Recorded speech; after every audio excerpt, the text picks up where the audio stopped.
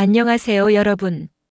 창문 너머로 스며드는 가을 햇살이 부엌 식탁 위를 부드럽게 어루만지고 김이 모락모락 피어오르는 보리차 향기가 집 안가득 퍼져나가는 이 오후, 여러분과 다시 만날 수 있어서 참 반갑습니다. 저는 최수정입니다. 방금 전까지 저는 제 책상 서랍 깊숙한 곳에서 꺼낸 오래된 가족사진 한 장을 바라보고 있었어요. 벌써 10여 년도 더 된 사진인데 그 속에는 모두가 환하게 웃고 있는 모습이 담겨 있더라고요. 그런데 참 신기하게도 그 웃음 속에는 지금 생각해보면 그때도 서로에 대한 작은 서운함들이 있었을 텐데 말이에요. 할아버지는 아버지가 술을 너무 많이 드신다고 속상해 하셨고, 아버지는 저희 형제들이 공부를 열심히 안 한다고 걱정하셨고, 저희는 부모님이 우리 마음을 몰라준다고 서운해했죠. 하지만 그 사진 속에서는 모두가 그렇게 행복해 보였어요. 할머니의 주름진 손은 막내 사촌 동생의 머리를 쓰다듬고 계시고, 아버지와 큰아버지는 나란히 서서 어깨동무를 하고 계시고, 우리 사촌들은 서로 장난을 치면서도 환하게 웃고 있었고요. 가족이라는 게 정말 그런 것 같아요. 사랑과 서운함이 한 그릇에 담긴 음식처럼 달콤하면서도 때로는 씁쓸한 맛이 함께 어우러져 있는 것 같습니다. 마치 된장찌개처럼요. 짠맛도 있고 깊은 맛도 있고 때로는 비린내가 날 수도 있지만 그 모든 맛들이 어우러져야 비로소 진짜 집밥의 맛이 나는 것처럼요. 지난주에 저희 사촌 언니와 우연히 전화를 하게 되었는데요. 몇 년 전 어머니 제사 때문에 서로 마음이 상해서 연락을 못하고 지냈거든요. 그때 일이 참 사소했어요. 제사상을 차리면서 언니는 예전부터 이렇게 했다고 하시고 저는 요즘은 이렇게 한다고 했는데 그게 점점 커져서 내가 뭘 안다고 이런 말까지 나오게 된 거예요. 그런데 언니가 먼저 수정아, 그때 내가 너무 했나? 라고 물어보시더라고요. 그 순간 저도 모르게 눈물이 핑 돌았어요. 몇 년 동안 가슴속에 응어리처럼 남아있던 그 무거운 감정들이 언니의 그 한마디에 눈 녹듯이 사라지는 걸 느꼈거든요. 언니, 저도 그때 좀 그랬어요 라고 말하니까 둘 다 한참을 말없이 있다가 함께 웃었어요. 그리고 언니가 이런 말씀을 하셨어요. 수정아, 나이 들수록 가족이 제일 소중한 것 같아. 우리 이제 사소한 일로 삐치지 말자. 정말 그 말이 가슴 깊이 와 닿았어요. 가족이란 게 정말 그런 것 같아요. 멀어지려고 해도 멀어질 수 없는 그런 끈이 있는 것 같습니다. 마치 탯줄 같은 거죠. 잘라도 그 흔적은 평생 남아있듯이 가족 간의 사랑도 아무리 서운함으로 덮어놓으려 해도 결국은 그 사랑이 더 크게 나타나는 것 같아요. 오늘은 여러분과 함께 천수경의 가르침을 통해서 세 가족의 눈물 나도록 감동적인 이야기를 나누려고 해요. 천수경에는 1000개의 손이라는 아름다운 비유가 나오는데요. 이 1000개의 손처럼 우리 가족들도 때로는 서로를 밀어내는 것 같지만 결국은 서로를 감싸 안는 그런 따뜻한 손길을 가지고 있다는 이야기를 해드리고 싶어요. 1000개의 손이라는 게 정말 많은 것 같지만 사실 가족이라는 게 그런 것 같아요. 엄마의 손길 하나, 아빠의 등 두드림 하나, 형제자매의 위로 한마디, 할머니의 머리 쓰다듬기, 할아버지의 용돈 건네주기. 이런 작은 손길들이 모이면 정말 1000개, 10,000개가 되는 것 같거든요. 오늘 이 시간이 여러분의 마음에 작은 등불 하나쯤 켜드릴 수 있다면 그 빛을 더 오래 간직하실 수 있도록 구독 버튼을 살짝 눌러주시고 좋아요와 알림 설정도 함께 부탁드릴게요. 여러분의 그 작은 손길 하나하나가 모여서 더 많은 분들에게 따뜻함을 전할 수 있을 거예요. 그리고 오늘 들으시는 이야기들이 마음에 닿으시면 댓글로 여러분의 가족 이야기도 살짝 들려주세요. 비밀 댓글로도 괜찮고요. 저는 여러분의 이야기 하나하나를 정말 소중하게 읽고 있거든요. 먼저 대구 달서구 죽전동에 사시는 이정우 어르신의 이야기부터 들려드릴게요. 73세이신 이정우 어르신은 3년 전 은퇴 후에 작은 텃밭을 가꾸며 홀로 지내고 계시는데요. 사실 이 어르신에게는 정말 가슴 아픈 이야기가 하나 있어요. 무려 12년 동안 말도 섞지 않고 지낸 친동생이 한 분 계세요. 12년이에요, 여러분. 4,380일이나 되는 긴 세월을 형제가 서로 외면하고 지낸 거예요. 그 시작은 참 씁쓸하게도 아버지께서 돌아가시고 나서 남겨진 작은 땅 때문이었어요. 사실 그렇게 큰 땅도 아니었어요. 평수로 치면 30평 남짓한 시골 어디서나 볼 수 있는 그런 논 한 떼기였죠. 그런데 그 작은 땅이 두 형제 사이를 갈라놓았어요. 형은 내가 부모님을 더 많이 모셨으니까 라고 했고, 동생은 형은 이미 충분히 받았잖아 라고 했죠. 그런데 정말 문제는 그 땅이 아니었어요. 사실 두 분 다 마음속으로는 알고 계셨던 것 같아요. 진짜 문제는 그동안 쌓여온 서운함들이었죠. 형은 내가 항상 양보만 했는데 라는 마음이 있었고, 동생은 형은 언제나 나를 어린애 취급한다는 서운함이 있었어요. 그렇게 작은 오해가 점점 커져서 결국 변호사까지 끼고 법정 다툼까지 벌였어요. 그리고 그 일이 끝난 후로는 아예 연락을 끊어버린 거죠. 같은 동네에 살면서도 길에서 마주치면 고개를 돌려버리고, 친척 모임에서도 한 사람이 있으면 다른 한 사람은 오지 않고. 이정우 어르신이 보내주신 편지를 읽어드릴게요. 정말 가슴이 찡해지는 내용이에요. 그 12년 동안 정말 많은 밤들이 지나갔어요.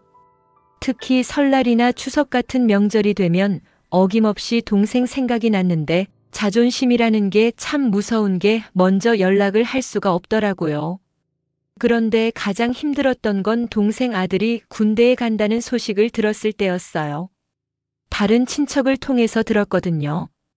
그때 정말 가슴이 먹먹했어요. 내가 삼촌인데 조카가 군대 간다는 것도 모르고 있었다니.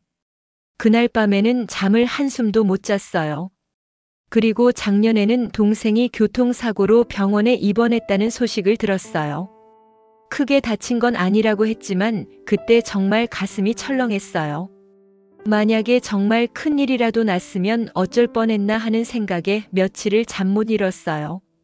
그때도 병문안을 가고 싶었는데 12년 동안 쌓인 벽이 너무 높더라고요. 특히 혼자 저녁을 먹을 때가 가장 외로웠어요.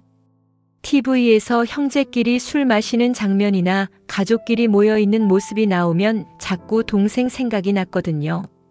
어릴 때 둘이 같은 방에서 자면서 밤새 이야기하던 때가 떠오르고, 동생이 감기 걸리면 내가 약 사다 주고, 내가 속상한 일 있으면 동생이 위로해주던 때가 그리웠어요. 그러면서도 혹시 동생이 먼저 연락을 하지 않을까 하는 마음으로 핸드폰을 자꾸 들여다보곤 했어요. 전화 올 때마다 혹시 동생인가 싶어서 가슴이 두근거리고, 하지만 동생 번호는 절대 뜨지 않더라고요. 정말 가슴이 아픈 이야기죠? 12년이라는 세월을 이렇게 그리움과 서운함 사이에서 보낸다는 게 얼마나 힘들었을까요? 그런데 지난 설날 전날이었어요. 이정우 어르신이 떡국떡을 사러 죽전동 재래시장에 나가셨는데요. 그 시장은 정말 정겨운 곳이에요. 아침 일찍부터 상인들이 하나둘 가게 문을 열고, 떡집에서는 떡을 치는 소리가 쿵쿵 울리고, 어묵 가게에서는 뜨끈한 국물 냄새가 솔솔 피어오르죠. 계란말이 파는 할머니는 어서 오세요. 따끈따끈해요. 하시고, 과일 파는 아저씨는 딸기 한번 맛보세요. 정말 달아요. 하시면서 호객을 하시고, 사람들은 설 준비로 분주하게 이것저것 사들고 다니면서도 서로 새해 복 많이 받으세요 하며 인사를 나누고요. 이정우 어르신도 평소처럼 단골 떡집 앞에 섰어요. 떡집 주인 박순자 할머니는 65세로 이 동네에서 40년 넘게 떡집을 하시면서 동네 사람들을 다 아시는 분이거든요. 할머니가 어르신, 오늘은 떡국 떡 몇 인분 드릴까요? 라고 물어보시는데, 이정우 어르신이 혼자 먹을 거니까 한 인분만 주세요 라고 말씀하시는 순간이었어요. 형. 뒤에서 낮고 떨리는 목소리가 들린 거예요. 이정우 어르신이 천천히 돌아보니까 거기에 70세가 된 동생 이정수 씨가 서 있는 거예요. 동네에서 작은 철물점을 하는 동생도 설 준비로 장을 보러 나온 거였죠. 12년 만에 마주친 형제. 그 순간의 모습을 상상해 보세요. 73세와 70세가 된 두 노인이 떡집 앞에서 서로를 바라보며 서 있는 모습을. 주변의 모든 소음이 멈춘 것 같았을 거예요. 그 순간을 이정우 어르신이 이렇게 표현하셨어요. 시장의 모든 소음이 갑자기 멀어지는 것 같았어요. 떡 치는 소리도, 사람들 떠드는 소리도, 차 지나가는 소리도 다 사라지고 오직 동생의 형이라는 그 한마디만 귓속에 맴도는 거예요. 그런데 그 형이라는 소리가 예전과는 달랐어요. 12년 전에는 젊고 힘차게 형이라고 불렀는데 이제는 나이가 들어서 그런지 좀 더 낮고 조심스럽게 형 하더라고요. 그 소리를 듣는 순간 가슴이 확 뜨거워지면서 눈물이 핑 돌았어요. 동생아. 이정우 어르신도 무의식 중에 대답을 하셨는데 그 순간 두 형제의 눈가에 눈물이 고이기 시작했어요. 12년이라는 시간 동안 쌓인 서운함, 그리움, 후회, 미안함이 모두 그 눈물 속에 담겨 있었을 거예요. 떡집 박순자 할머니가 그 장면을 보시더니 눈가가 촉촉해지면서 어머, 이정호 씨, 이정수 씨, 정말 오랜만에 보네요 하시면서 먼저 눈가를 훔치셨대요. 사실 할머니는 두 형제가 어릴 때부터 보신 분이라서 이 형제가 사이가 멀어진 것을 누구보다 안타까워하고 계셨거든요. 할머니, 우리 어릴 때 여기서 떡 얻어먹던 거 기억나세요? 할머니가 눈물을 글썽이며 말씀하셨대요. 그때 너희들 얼마나 사이 좋았는데. 형이 떡 하나 사면 동생이랑 반씩 나눠 먹고 동생이 용돈 생기면 형한테 떡 사주고. 그런 너희들이 이렇게 오랫동안 안 보니까 얼마나 속상했는지 몰라. 그 말을 듣고 두 형제는 더욱 눈물을 흘렸대요. 어릴 때의 추억들이 주마등처럼 스쳐 지나갔을 거예요. 동생 이정수 씨가 먼저 말을 꺼내셨어요. 형, 정말 미안해. 그때 내가 너무 고집을 부렸어. 이렇게 늙도록 뭐 하고 있었나 싶어. 형, 나 정말 보고 싶었어. 그 마지막 말 정말 보고 싶었어를 할 때는 목소리가 완전히 떨렸다고 해요. 70세 노인이 73세 형에게 보고 싶었어라고 말하는 모습. 정말 가슴이 찡하죠? 그러자 이정우 어르신도 아니야. 나도 너무 고집스럽게 굴었어. 우리 이제 그만하자. 동생아, 나도 정말 보고 싶었어 하시면서 동생의 손을 꼭 잡으셨다고 해요. 그 순간 박순자 할머니는 물론이고 주변에서 장을 보고 있던 다른 동네 사람들도 이 광경을 보고 하나둘 발을 멈췄어요. 그리고 두 형제가 그 자리에서 떡집 앞에서 수많은 사람들이 보는 앞에서 꼭 껴안는 모습을 보니까 모두들 눈시울이 붉어졌다고 해요. 참, 형제가 그러면 어떡해라고 하시던 한 할머니는 손수건으로 눈을 닦으시면서 우리도 집에 가서 오랫동안 연락 안 한 형제들한테 전화해야겠다고 하셨고요. 어떤 아저씨는 나이 들수록 형제가 제일이야 라고 하시면서 감동받아 하셨고, 젊은 부부도 우리도 시댁, 처갓집이랑 더 자주 연락해야겠어요 라고 속삭이더래요. 그날 이후로 두 형제는 매주 토요일마다 그 시장에서 만나서 막걸리 한 잔씩 하신다고 해요. 그런데 정말 재미있는 건 이제는 둘이 만나면 서로 형 먼저 드세요, 동생 먼저 드세요 하시면서 누가 더 상대방을 챙길지 경쟁을 하신다는 거예요. 이정우 어르신이 마지막에 이런 말씀을 하셨어요.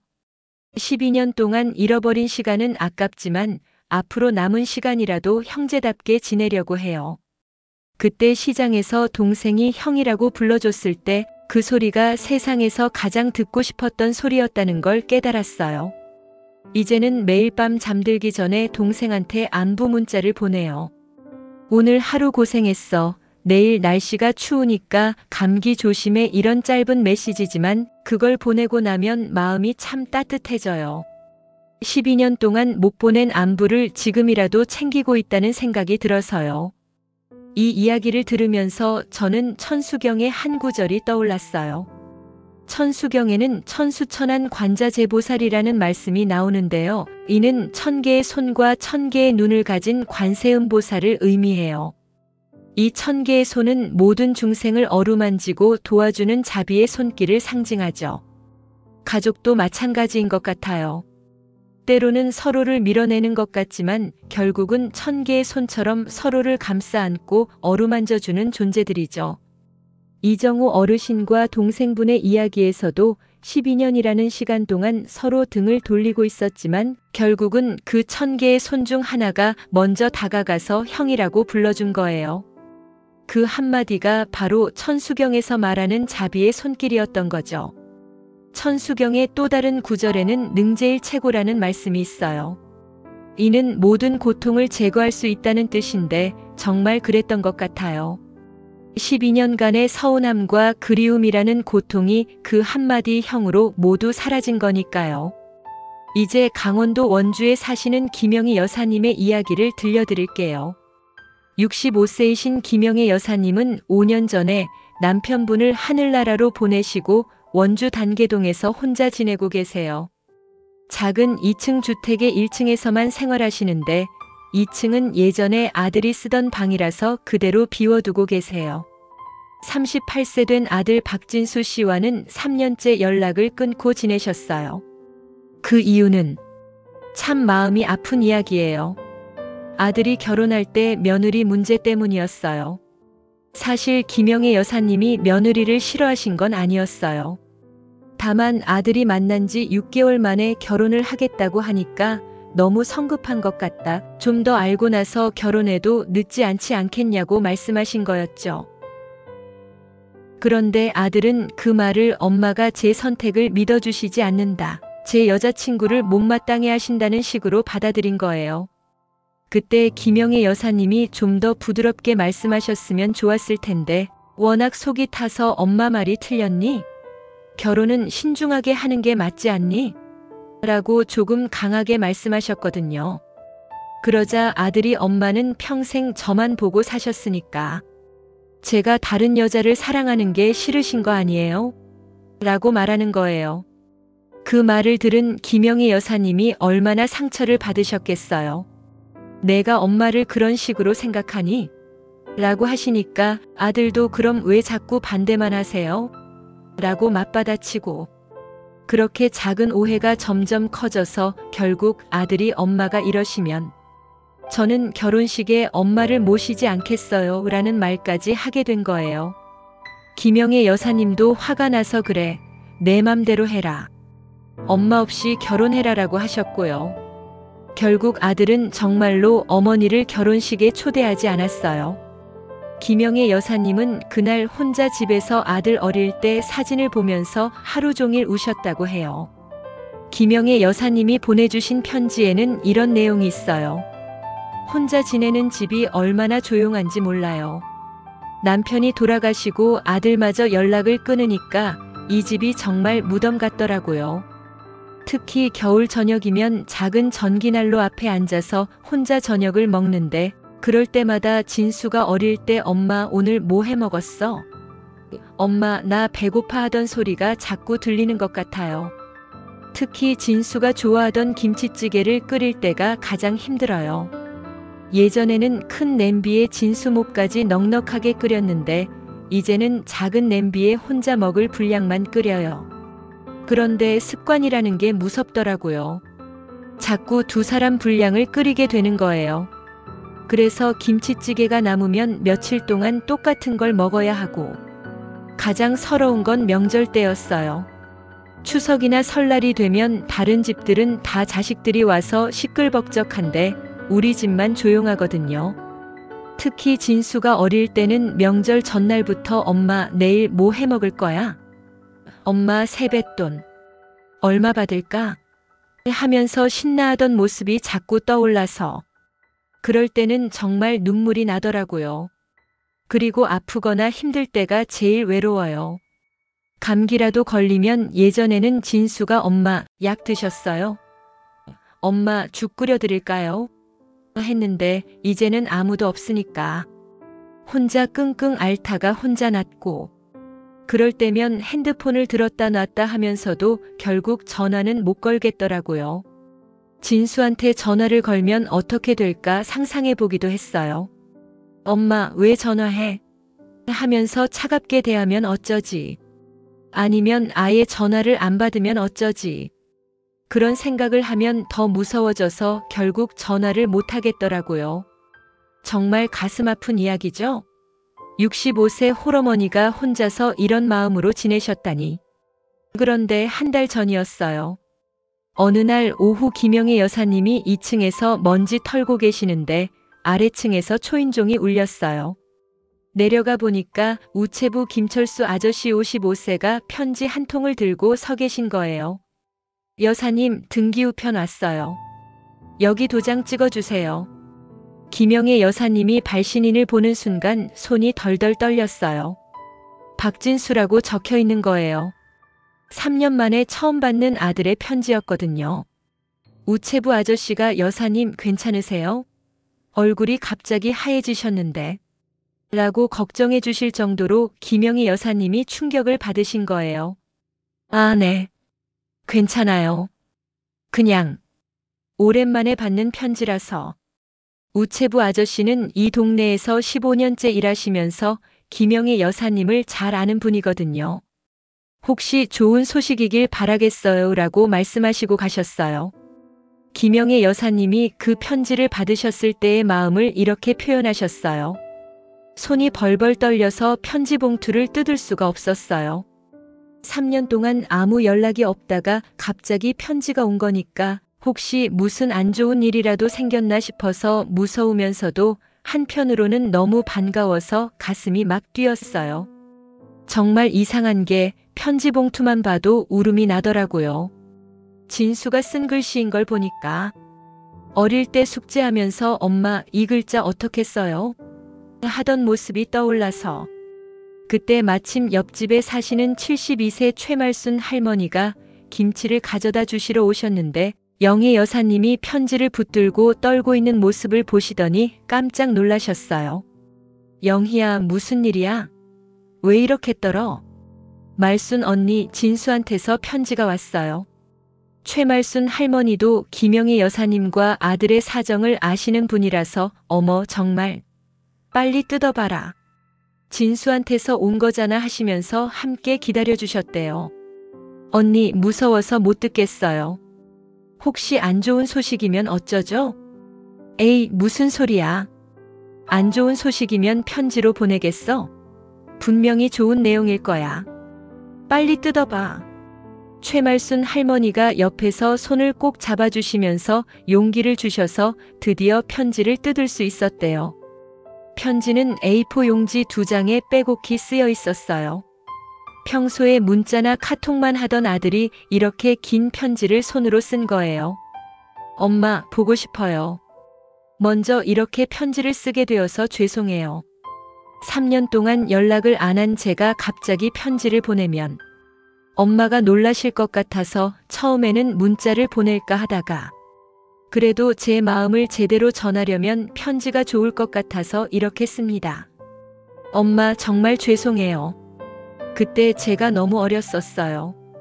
결혼을 한다고 들떠 있으면서 엄마 마음은 전혀 생각하지 못했어요. 엄마는 그저 제가 성급하게 결혼하는 것 같아서 걱정해 주신 건데 저는 그걸 간섭이라고 생각했어요. 지금 생각해보면 정말 바보 같았어요. 30살이 넘은 아들이 갑자기 결혼하겠다고 하면 엄마가 놀라고 걱정하는 게 당연한 건데 엄마 마음도 헤아리지 못하고 제 고집만 부렸어요. 특히 결혼식에 엄마를 모시지 않은 건 정말 돌이킬 수 없는 잘못이었어요. 지금도 그날 생각하면 너무 후회돼요. 제 인생에서 가장 중요한 날에 엄마가 안 계셨다니. 사진을 볼 때마다 엄마 자리만 비어 있는 게 보여서 가슴이 아파요. 엄마 김치찌개가 그리워요. 아내가 김치찌개를 끓여줘도 엄마 맛이 안 나요. 아내한테는 미안하지만 아무래도 30년 넘게 먹던 엄마 손맛을 따라갈 수는 없는 것 같아요. 그리고 엄마가 해주시던 그 흰쌀밥도 그리워요. 윤기가 자르르 흐르는 그 밥. 엄마는 어떻게 밥을 그렇게 맛있게 지으셨는지. 지금도 가끔 꿈에 엄마가 진수야, 밥 먹어라 하시는 소리가 들려요. 엄마 아빠 없으시고 저까지 연락을 안 하니까 얼마나 외로우세요? 명절 때는 어떻게 지내세요? 혼자 차례상도 차리시고. 생각만 해도 가슴이 아파요. 사실 몇 번이나 전화를 걸려고 했어요. 번호를 누르고 통화 버튼만 누르면 되는데 용기가 안 나더라고요. 엄마가 화내시면 어쩌지, 엄마가 실망하시면 어쩌지. 그런 생각에 결국 전화를 끊고 말았어요. 그런데 엊그제 아내가 이런 말을 했어요. 여보, 어머님께 안부 인사라도 드려야 하는 거 아니에요? 제가 잘못한 것도 있는데. 그 말을 듣고 정말 부끄러웠어요. 아내가 먼저 그런 말을 하다니. 엄마, 그때 제가 너무 심하게 말했죠? 엄마 마음 아프게 해드려서 정말 죄송해요. 이제 집으로 돌아가도 될까요? 엄마가 허락해 주시면 이번 주말에 아내랑 같이 가서 인사드리고 싶어요. 아내도 그동안 엄마께 인사를 제대로 못 드린 걸 미안해하고 있어요. 엄마 사랑해요. 그리고 정말 보고 싶어요. 아들 진수 올림. 김영애 여사님이 그 편지를 읽으면서 어떤 마음이셨을지 짐작이 가시나요? 여사님의 편지에는 이렇게 쓰여 있어요. 편지를 다 읽고 나니까 눈물이 왈칵 쏟아지는 거예요. 3년 동안 얼마나 보고 싶었는데 자존심 때문에 먼저 연락을 못 했거든요.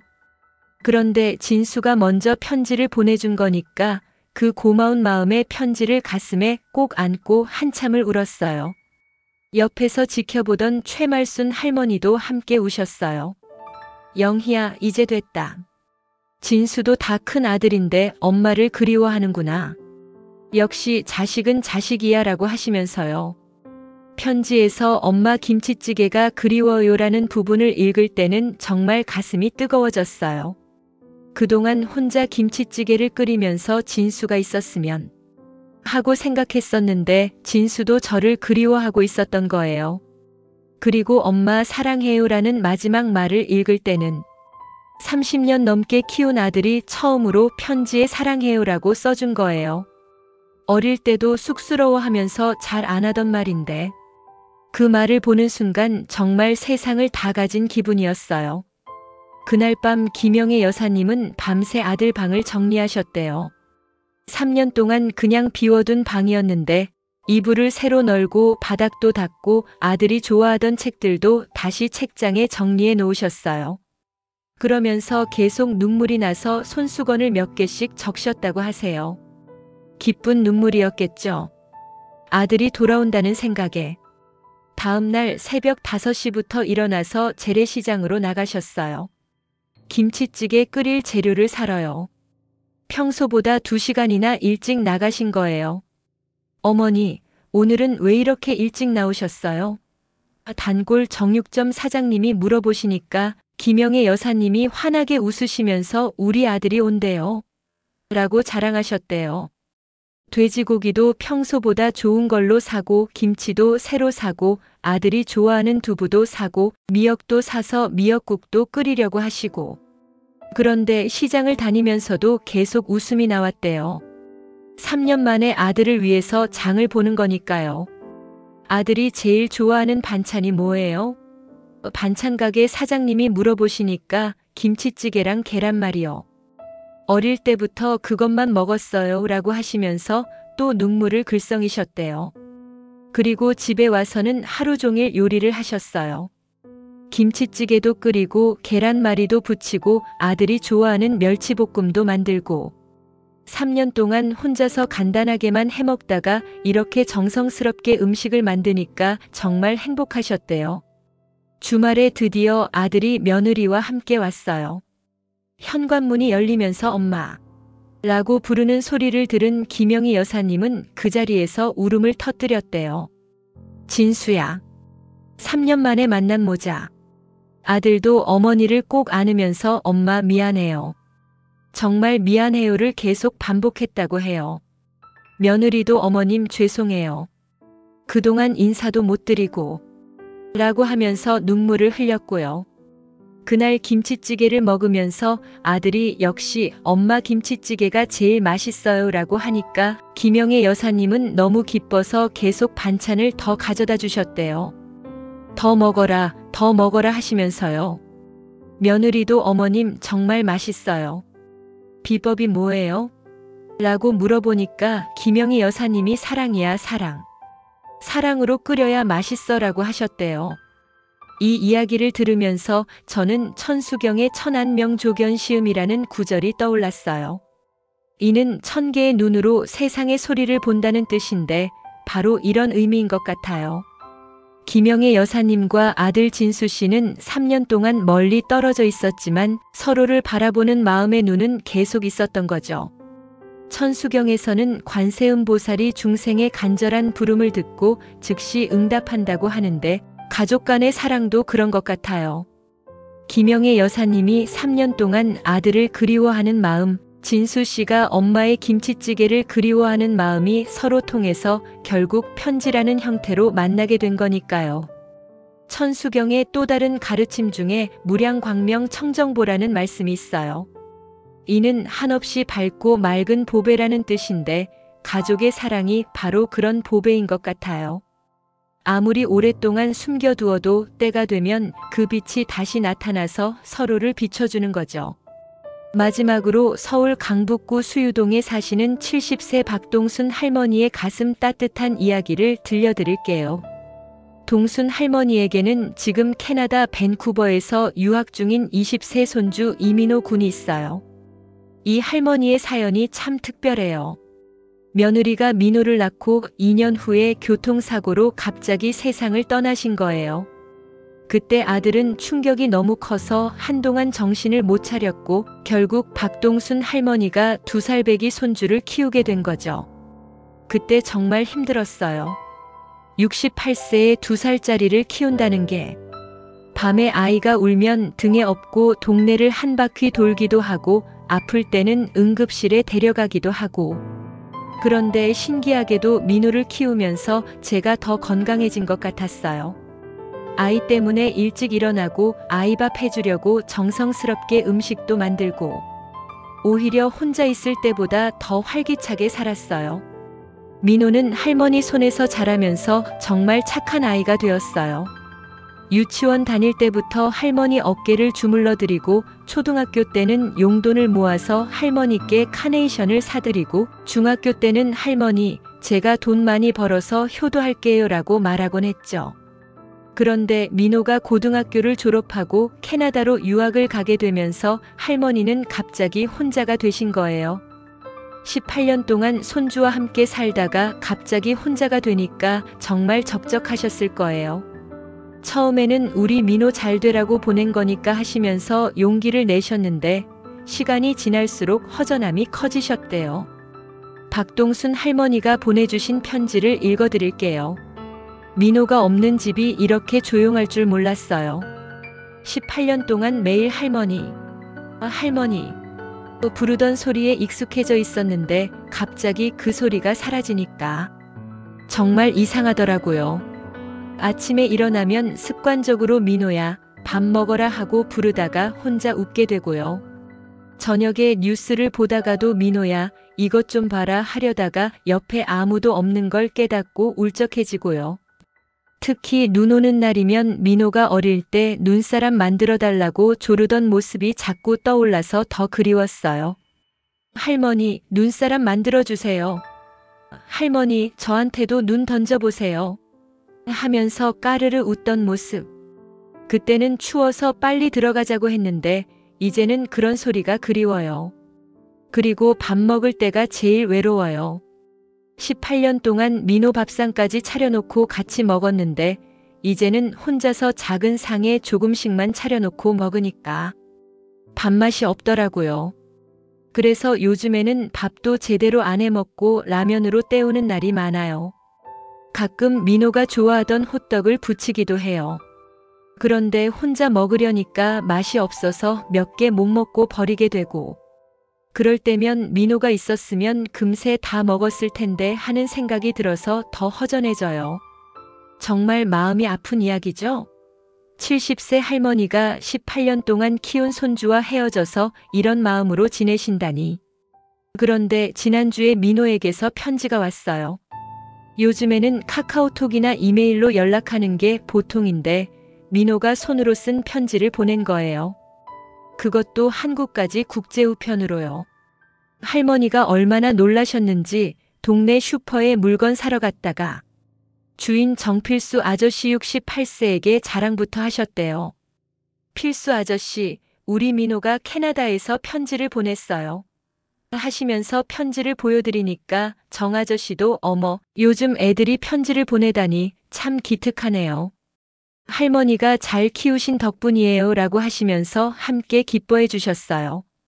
그 편지 내용이 정말 감동적이에요. 민호의 편지를 일부 읽어드릴게요. 할머니 안녕하세요. 할머니는 건강하시죠? 여기 캐나다는 지금 눈이 정말 많이 와요. 할머니가 생각나서 한국 친구들하고 눈사람도 만들어 봤는데 할머니랑 같이 만들던 그때가 더 재미있었어요. 할머니는 추우니까 빨리 들어가자고 하셨지만 끝까지 저랑 같이 놀아주셨잖아요. 그때는 몰랐는데 지금 생각해보니 할머니가 정말 고생 많이 하셨어요. 그리고 할머니 정말 웃긴 일이 있었어요. 룸메이트들이 한국 음식을 먹고 싶다고 해서 호떡을 만들어줬거든요. 할머니가 가르쳐 주신 대로 반죽도 하고 설탕도 넣고 모양도 할머니가 하던 대로 만들었는데 모양은 비슷하게 나왔는데 맛은 할머니가 만든 거랑 달라요. 친구들은 맛있다고 하는데 저는 할머니 호떡 맛이 자꾸 생각나더라고요. 할머니 손맛은 정말 신기한 것 같아요. 똑같은 재료로 만들어도 할머니가 만든 건 왜 그렇게 맛있었을까요? 할머니, 여기 와서 많이 배우고 있어요. 영어도 늘고 친구들도 사귀고. 그런데 가끔 밤에 잠들기 전에는 할머니가 너무 그리워져요. 할머니가 민호야, 잘 자라 하시던 소리가 들리는 것 같아서. 할머니께서 18년 동안 저를 키워주시느라 정말 고생 많이 하셨어요. 2살 때 엄마가 돌아가시고 아빠가 힘들어할 때 할머니가 저를 키워주지 않으셨으면 저는 어떻게 됐을까요? 지금 제가 이렇게 유학까지 올 수 있게 된 것도 모두 할머니 덕분이에요. 할머니가 밤새 간호해 주시고 맛있는 밥 해주시고 숙제도 도와주시고 정말 고마워요. 할머니 건강하세요. 그리고 외롭지 마세요. 제가 돈 많이 벌어서 할머니께 효도할 거예요. 조금만 기다려주세요. 사랑하는 손주 민호가. 박동순 할머니가 이 편지를 읽으시면서 어떤 마음이셨을까요? 할머니의 편지에는 이렇게 쓰여 있어요. 민호가 할머니 손맛을 기억해 준다는 게 그렇게 기쁠 수가 없었어요. 그동안 내가 민호한테 뭘 해준 게 있나 싶어서 자꾸 미안한 마음이었는데 민호가 할머니 호떡을 그리워한다니까 가슴이 뿌듯하더라고요. 특히 할머니가 18년 동안 저를 키워주셔서 고마워요라는 부분을 읽을 때는 정말 눈물이 쏟아졌어요. 사실 힘들 때도 많았거든요. 나이 들어서 아이 키우는 게 쉽지 않았어요. 그런데 민호가 그걸 다 알고 고마워하고 있다니. 그리고 사랑하는 손주 민호가라고 마지막에 쓴 걸 보고는 정말 세상을 다 가진 기분이었어요. 18년 동안 키운 보람이 있구나 싶었어요. 그날 이후로 박동순 할머니는 온 동네 사람들에게 민호의 편지 이야기를 자랑하고 다니셨대요. 슈퍼 가서도 미용실 가서도 동네 정자에서 할머니들과 이야기할 때도 항상 우리 민호가 캐나다에서 편지를 보냈는데 하시면서요. 할머니, 또 민호 이야기예요? 다른 할머니들이 웃으시면서 말하면 그래도 들어줘. 내가 할 이야기가 민호 이야기밖에 없어라고 하시면서 환하게 웃으셨대요. 정말 미소가 절로 나오는 광경이었을 것 같아요. 70세 할머니가 20세 손주 이야기를 하시면서 얼굴에 환한 웃음을 띠고 계신 모습 말이에요. 그런데 더 감동적인 건 박동순 할머니가 민호에게 답장을 쓰기 시작하신 거예요. 평생 편지를 써본 적이 거의 없으신 분이 70세에 처음으로 손주에게 편지를 쓰신 거죠. 민호야, 할머니도 너한테 편지 쓰는 거 처음이야. 글씨가 예쁘지 않아도 이해해줘. 내 편지 받고 얼마나 기뻤는지 몰라. 동네 사람들한테 다 자랑하고 다녔어. 우리 민호가 캐나다에서 편지를 보냈다고 말이야. 모든 사람들이 참 효자 손주 뒀다고 해. 너는 호떡을 그리워한다고 했지? 할머니도 너 생각할 때마다 호떡을 부쳐. 그런데 혼자 먹으려니까 맛이 없더라. 역시 사랑하는 사람과 함께 먹어야 맛있는 거구나. 민호야, 너 때문에 할머니가 18년 동안 정말 행복했어. 너를 키우면서 할머니가 더 건강해졌고 더 즐겁게 살았어. 고생이 아니라 행복이었단다.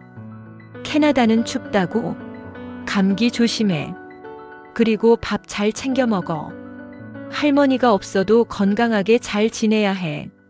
할머니는 내가 꿈을 이루길 기다리고 있을게. 할머니에게 효도하겠다고 하지만 너는 이미 충분히 효도하고 있어. 착하고 건강하게 자란 게 제일 큰 효도야. 사랑한다, 우리 민호야. 할머니가. 이런 편지를 주고받으면서 할머니와 손주는 더욱 가까워졌어요. 이제는 일주일에 한 번씩 편지를 주고받으신다고 해요. 할머니는 동네 소식을 전해주시고 민호는 캐나다 생활 이야기를 들려주고요.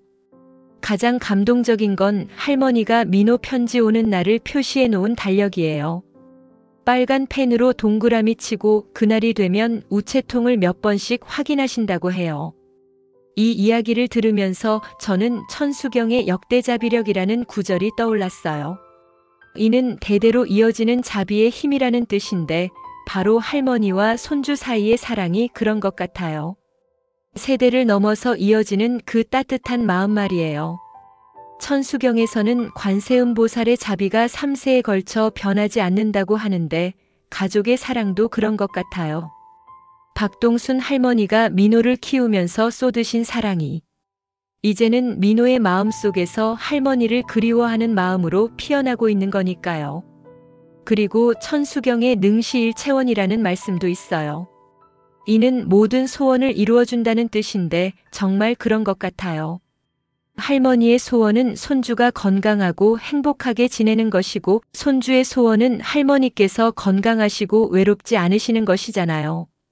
그 소원들이 서로 만나서 따뜻한 편지가 된 거죠. 이제 경기도 부천에 사시는 박미자 여사님이 보내주신 마음의 편지를 읽어드릴게요. 68세이신 박미자 여사님은 며느리와의 오해 때문에 힘들어하시다가 최근에 화해를 하셨다고 해요. 사실 박미자 여사님의 사연도 참 많은 분들이 공감하실 만한 이야기예요. 30년 넘게 키운 아들이 결혼하고 나니까 갑자기 남 같은 느낌이 드시더래요.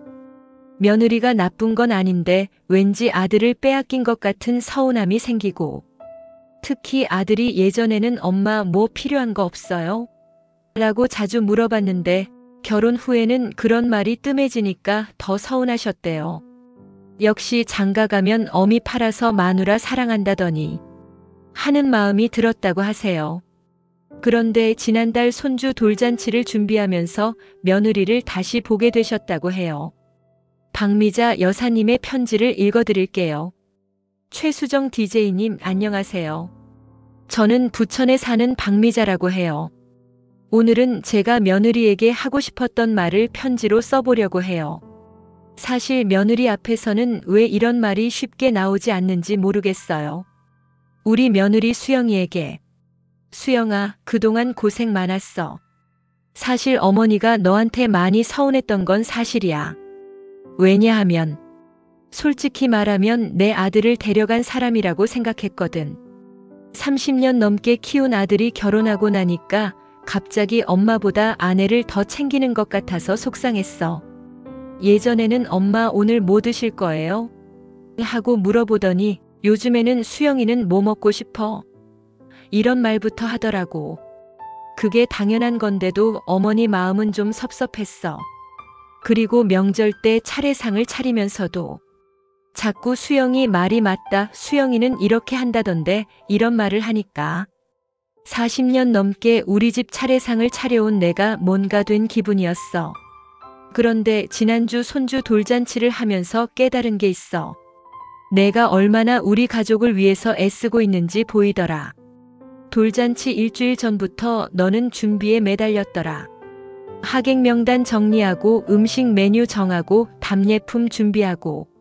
나는 그냥 돌잔치야 뭐 대충 하지 했는데 너는 첫 번째 손자니까 제대로 해드리고 싶어요라고 하더라고. 그리고 돌잔치 전날 밤에는 새벽 5시까지 음식 준비를 하는 걸 봤어. 나도 도와주려고 했는데 어머니는 주무세요. 제가 할게요라고 하면서. 그때 처음으로 생각했어. 이 아이가 우리 가족을 정말 아끼는구나. 돌잔치 당일에도 손님들 맞느라 뛰어다니고 아기 돌보고 사진 찍히고 얼마나 바빴을 텐데도 한 번도 힘들다는 소리 안 하더라. 오히려 어머니 많이 오셨네요. 다행이에요 라고 기뻐하더라고. 그리고 그날 사진을 찍을 때였어. 아기가 울어서 분위기가 어수선해졌는데 내가 아기를 달래면서도 나한테 어머니 여기 중앙에 앉으세요. 어머니가 중심에 계셔야 집안이 든든하죠 라고 말하는 걸 듣고 가슴이 뭉클했어. 그 말을 듣는 순간 깨달았어. 그동안 내가 너를 얼마나 오해했는지. 너는 우리 집 며느리가 아니라 우리 가족의 기둥이었던 거야. 돌잔치가 끝나고 정리하면서도 너는 쉴 새 없이 움직이더라. 설거지하고 바닥 닦고 음식 정리하고. 나는 나이 핑계로 좀 쉬었는데 너는 밤늦게까지 정리했지. 그때 내가 조용히 내 옆에 와서 어머니 정말 고마워요. 어머니가 계셔서 이런 좋은 날을 맞을 수 있었어요 라고 속삭이는데 그 순간 눈물이 핑 돌았어. 사실 나는 별로 도움도 안 됐는데 너는 어머니가 있어서 좋다고. 그런 말을 들으니까 가슴이 따뜻해지더라고. 그동안 내가 얼마나 좁은 마음을 가지고 있었는지 깨달았거든. 수영아, 이제 어머니가 먼저 사과할게. 그동안 며느리라고 해서 너무 많은 걸 바랐나 봐. 우리 집 방식에 맞춰야 한다고, 우리 집 음식을 배워야 한다고. 그런 것들 때문에 너를 힘들게 했지. 하지만 이제 알았어. 내가 우리 가족의 소중한 구성원이라는 걸, 그리고 내 아들을 정말 사랑하고 있다는 걸. 아들이 예전보다 더 밝아진 것도, 더 든든해진 것도 다 내 덕분이야. 앞으로는 며느리가 아니라 딸처럼 생각하고 지낼게. 내가 편하게 느낄 수 있도록 어머니도 노력할게. 그리고 내 방식도 존중할게. 젊은 사람들은 젊은 사람들 나름의 방법이 있는 거겠지. 마지막으로 하고 싶은 말이 있어. 우리 손주 낳아줘서 고맙고 우리 가족 되어줘서 고마워. 그리고 무엇보다 내 아들을 이렇게 잘 돌봐줘서 고마워. 이제부터는 정말 가족이야. 힘든 일 있으면 어머니한테 말해. 어머니가 내 편이 되어줄게. 사랑한다, 수영아. 박미자 어머니가. 박미자 여사님의 이 편지를 읽으면서 저는 천수경의 일체중생 실시무해라는 구절이 떠올랐어요. 이는 모든 중생에게 두려움이 없게 해준다는 뜻인데 정말 그런 것 같아요. 며느리에 대한 서운함과 오해라는 두려움을 버리고 진심으로 가족을 품는 마음을 가지게 되신 거니까요. 박미자 여사님이 편지 마지막에 이런 말씀을 덧붙이셨어요. DJ님, 이 편지를 쓰면서 마음이 정말 많이 편해졌어요. 며느리한테 직접 이런 말을 하기는 아직 쑥스럽지만 이렇게 편지로라도 마음을 정리할 수 있어서 좋았어요. 내일 며느리한테 전화해서 수영아, 우리 같이 장 보러 갈까? 하고 물어봐야겠어요. 그동안 며느리가 혼자 장을 봤는데 이제는 어머니가 함께 가서 도와줄게요. 그리고 며느리가 좋아하는 반찬도 배워볼까 해요. 새로운 음식을 배우는 것도 재미있을 것 같아요. 정말 마음이 따뜻해지는 이야기죠? 천수경에는 자비희사 상응불이라는 말씀이 있어요. 이는 자비와 기쁨으로 서로 응답하면 부처와 다르지 않다는 뜻인데 박미자 여사님의 마음이 바로 그런 것 같아요. 며느리에 대한 서운함을 버리고 진심 어린 감사의 마음을 품게 되시면서 가족 모두가 더욱 행복해지실 수 있게 된 거니까요. 가족이라는 건 정말 신기한 것 같아요. 때로는 가장 가까이 있으면서도 마음은 가장 멀게 느껴질 때가 있잖아요. 하지만 결국 진심이 통하면 다시 가까워질 수 있는 것 같아요. 박미자 여사님처럼 먼저 마음을 여시고 손을 내미시면 분명히 며느리분도 그 마음을 알아주실 거예요. 그리고 그 따뜻한 마음이 손주에게까지 전해져서 더욱 화목한 가정을 만들 수 있을 거고요. 벌써 시간이 이렇게 지났네요. 오늘 천수경과 함께 나눈 새 가족의 이야기, 그리고 여러분께서 보내주신 따뜻한 사연들은 어떠셨나요? 대구의 이정우 어르신 형제가 12년 만에 시장에서 만나 형, 동생아라고 부르며 눈물로 화해한 이야기. 그 순간 떡집 앞에서 벌어진 기적 같은 장면이 아직도 가슴에 생생하게 남아있어요. 강원도 원주의 김영애 여사님이 3년 만에 아들로부터 받은 엄마 김치찌개가 그리워요라는 편지 이야기. 그 편지를 읽으시면서 흘리신 기쁨의 눈물이 얼마나 소중했을까요? 그리고 서울의 박동순 할머니가 캐나다에 있는 손주로부터 받은 할머니. 호떡 맛은 따라할 수 없어요라는 편지 이야기. 18년 동안의 사랑이 만리 밖에서도 변하지 않는다는 걸 보여준 아름다운 이야기였어요. 이 모든 이야기들을 듣고 계시면서 혹시 여러분 마음속에도 떠오르는 가족이 계시지 않나요? 오랫동안 연락하지 못한 형제자매, 서운함 때문에 멀어진 자녀나 부모님, 또는 그리운 손주나 조부모님 말이에요. 천수경에서 말하는 1000개의 손이라는 것은 사실 거창한 게 아닌 것 같아요. 그냥 먼저 다가가서 형이라고 부르는 것, 엄마 보고 싶어요라고 편지 한 통 쓰는 것, 할머니 호떡이 그리워요라고 마음을 표현하는 것, 그런 작은 손길들이 바로 1000개의 손인 것 같아요. 정말 작은 용기에서 시작되는 거예요. 이정우 어르신의 동생분도 시장에서 형이라고 부르기까지 얼마나 많은 망설임이 있었을까요?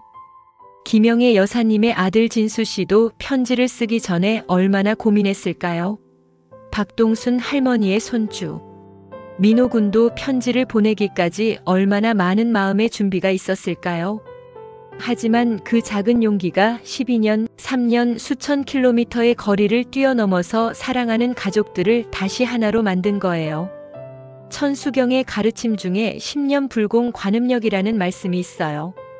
이는 마음으로 간절히 염원하면 관세음보살의 힘이 나타난다는 뜻인데요. 가족에 대한 사랑도 그런 것 같아요. 진심으로 그리워하고 사랑하는 마음이 있으면 반드시 그 마음이 상대방에게 닿게 되어 있는 것 같아요. 오늘 이 시간이 여러분께 작은 용기가 되었기를 바라요. 혹시 마음속에 묵혀두었던 가족에 대한 그리움이나 미안함이 있으시다면 오늘 밤이라도 작은 메시지 하나, 짧은 전화 한 통으로 그 마음을 전해보시면 어떨까요? 형, 보고 싶어 엄마, 사랑해요 할머니, 안녕하세요. 이런 간단한 말 한마디가 세월의 벽을 허물고 가족의 마음을 다시 하나로 이어줄 수 있을 거예요. 그리고 오늘 들으신 이야기들을 가족들과 함께 나눠보시는 것도 좋겠어요. 나도 예전에 이런 일이 있었는데, 우리도 그때 서운했었잖아. 이런 식으로 이야기를 시작하시면 자연스럽게 서로의 마음을 털어놓을 수 있을 거예요. 가족은 1000개의 손길과 같습니다. 때로는 서로를 밀어내는 것 같지만 결국은 서로를 감싸 안고 어루만져주는 따뜻한 존재들이죠. 오늘 이 이야기들이 여러분의 마음에도 그런 따뜻한 손길로 전해졌기를 바랍니다. 그리고 천수경의 마지막 가르침 상주기원 등만족을 전해드리고 싶어요. 이는 항상 기원하고 원하는 것을 모두 만족스럽게 이룬다는 뜻인데요. 여러분 모두 사랑하는 가족들과 행복하고 따뜻한 시간들을 많이 만들어 가시길 바랍니다. 내일은 법화경을 통해서 나를 위한 힐링의 시간을 함께 나누려고 해요. 법화경에는 당신은 이미 충분히 완전하다는 아름다운 가르침이 있는데요. 한 주 중간에 지친 몸과 마음을 위로해 드릴 수 있는 소중한 시간이 될 것 같아요. 무기력함이나 자존감 때문에 힘들어하시는 분들, 내가 뭘 해도 안 되라는 생각에 힘들어하시는 분들을 위한 특별한 이야기들을 준비해 드릴게요. 법화경의 화석유화라는 아름다운 비유를 통해서 우리 모두가 이미 소중한 존재라는 것을 깨달을 수 있는 시간을 만들어 드릴게요. 그리고 내일은 특별히 초등학생도 알 수 있는 불경교실 시간도 마련했어요. 법화경의 첫 구절을 정말 쉽고 재미있게 풀어서 설명해 드릴 예정이니까 온 가족이 함께 들으셔도 좋을 것 같아요. 아이들에게는 재미있는 이야기로, 어른들에게는 깊은 깨달음으로 다가갈 수 있는 그런 시간을 준비하고 있어요. 특히 내일은 법화경 속 부모의 사랑 이야기도 들려드릴 예정이에요. 법화경에 나오는 장자궁자유라는 비유인데요. 아버지가 집을 나간 아들을 기다리는 이야기예요. 오늘 들으신 가족 이야기들과도 연결되는 감동적인 내용이 될 거예요. 그리고 청취자 여러분께서 보내주시는 가족 사연들을 더 많이 소개해드리고 싶어서 우리 가족 자랑하기 코너도 새로 만들었어요. 짧은 사연이라도 괜찮으니까 여러분의 따뜻한 가족 이야기들을 많이 보내주세요. 메일 주소는 baxbox@naver.com이고요. 문자는 010-6260-1221로 보내주시면 돼요. 카카오톡에서 마음의 등불을 검색하셔서 친구 추가하시고 메시지 보내주셔도 되고요. 특히 오늘 방송을 들으시고 가족에게 먼저 연락해보신 분들의 후일담도 정말 궁금해요. DJ님 방송 듣고 형한테 전화했는데요. 어머니께 안부 인사드렸더니 이런 이야기들 정말 기대하고 있을게요. 여러분의 이야기 하나하나가 모여서 더 많은 분들에게 용기와 감동을 줄 수 있을 거예요. 그래서 우리 방송이 정말 의미 있는 일을 하고 있다는 걸 느끼고 있어요. 오늘 이 따뜻한 가족 이야기들이 여러분의 마음에 작은 등불이 되어서 오늘 밤 꿈속에서라도 사랑하는 가족들과 따뜻한 시간을 보내실 수 있기를 바랍니다. 그리고 내일 아침에 일어나시면 가족들에게 사랑한다, 고맙다는 말 한마디씩 건네보세요. 그 작은 말 한마디가 하루 종일 가족들의 마음을 따뜻하게 해줄 거예요. 마지막으로 천수경의 아름다운 구절 하나를 여러분과 함께 마음속으로 읽어보며 오늘 방송을 마치고 싶어요.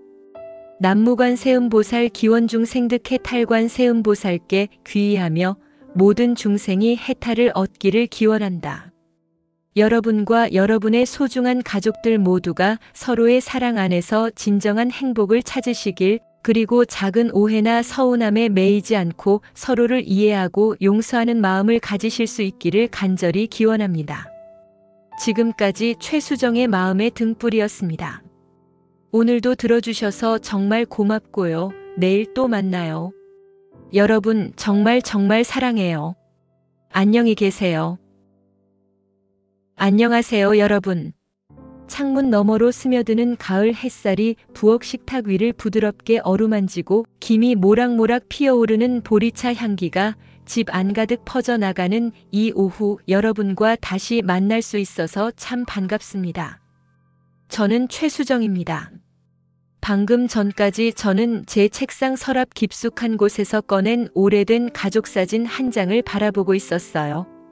벌써 10여 년도 더 된 사진인데 그 속에는 모두가 환하게 웃고 있는 모습이 담겨 있더라고요.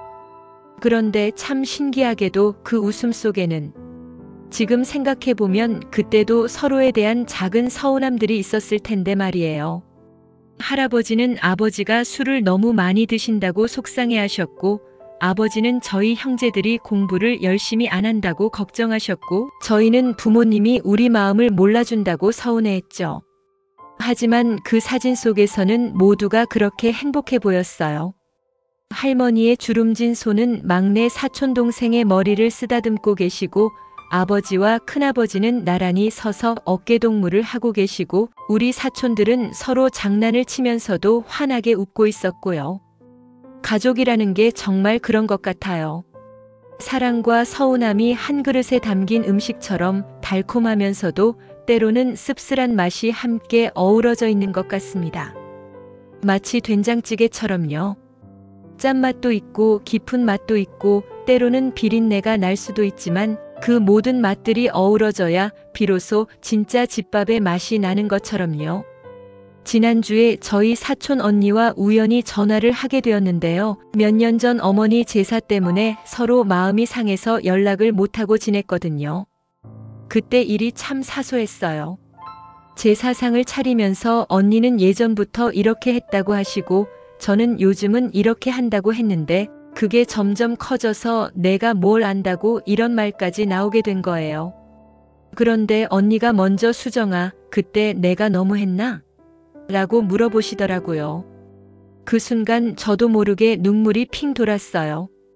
몇 년 동안 가슴속에 응어리처럼 남아있던 그 무거운 감정들이 언니의 그 한마디에 눈 녹듯이 사라지는 걸 느꼈거든요.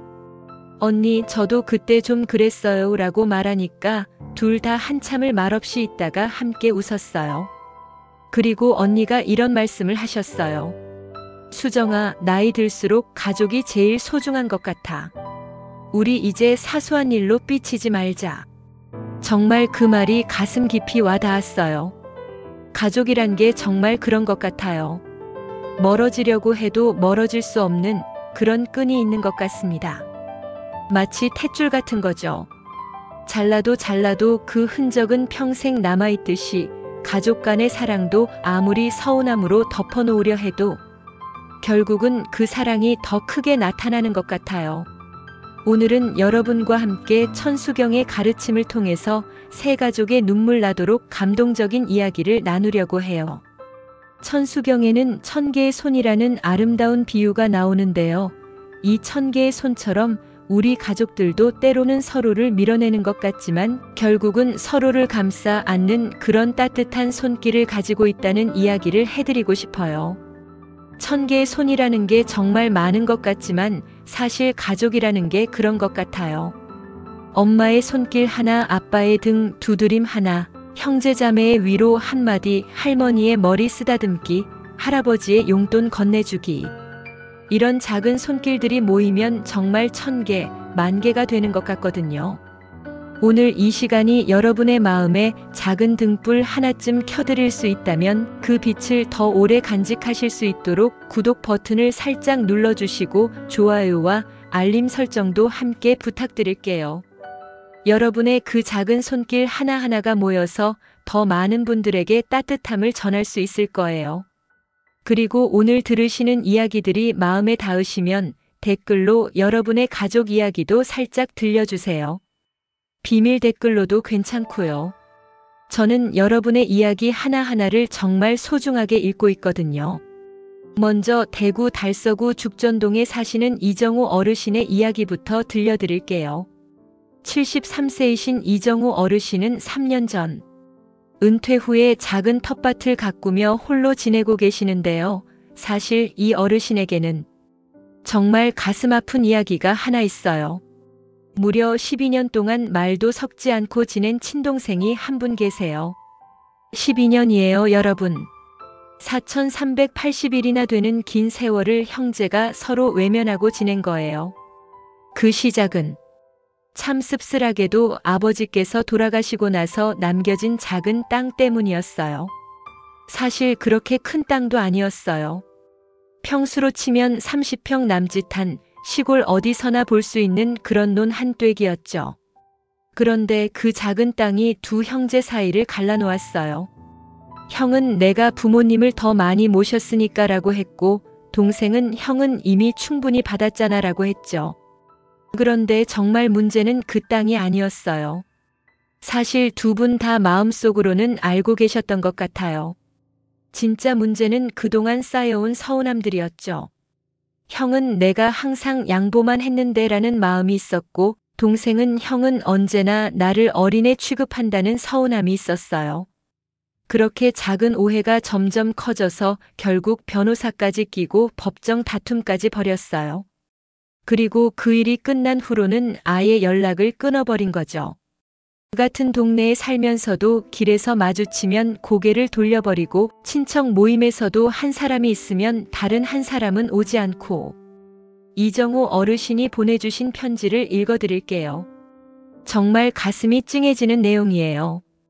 그 12년 동안 정말 많은 밤들이 지나갔어요. 특히 설날이나 추석 같은 명절이 되면 어김없이 동생 생각이 났는데 자존심이라는 게 참 무서운 게 먼저 연락을 할 수가 없더라고요. 그런데 가장 힘들었던 건 동생 아들이 군대에 간다는 소식을 들었을 때였어요. 다른 친척을 통해서 들었거든요. 그때 정말 가슴이 먹먹했어요. 내가 삼촌인데 조카가 군대 간다는 것도 모르고 있었다니. 그날 밤에는 잠을 한숨도 못 잤어요. 그리고 작년에는 동생이 교통사고로 병원에 입원했다는 소식을 들었어요. 크게 다친 건 아니라고 했지만 그때 정말 가슴이 철렁했어요.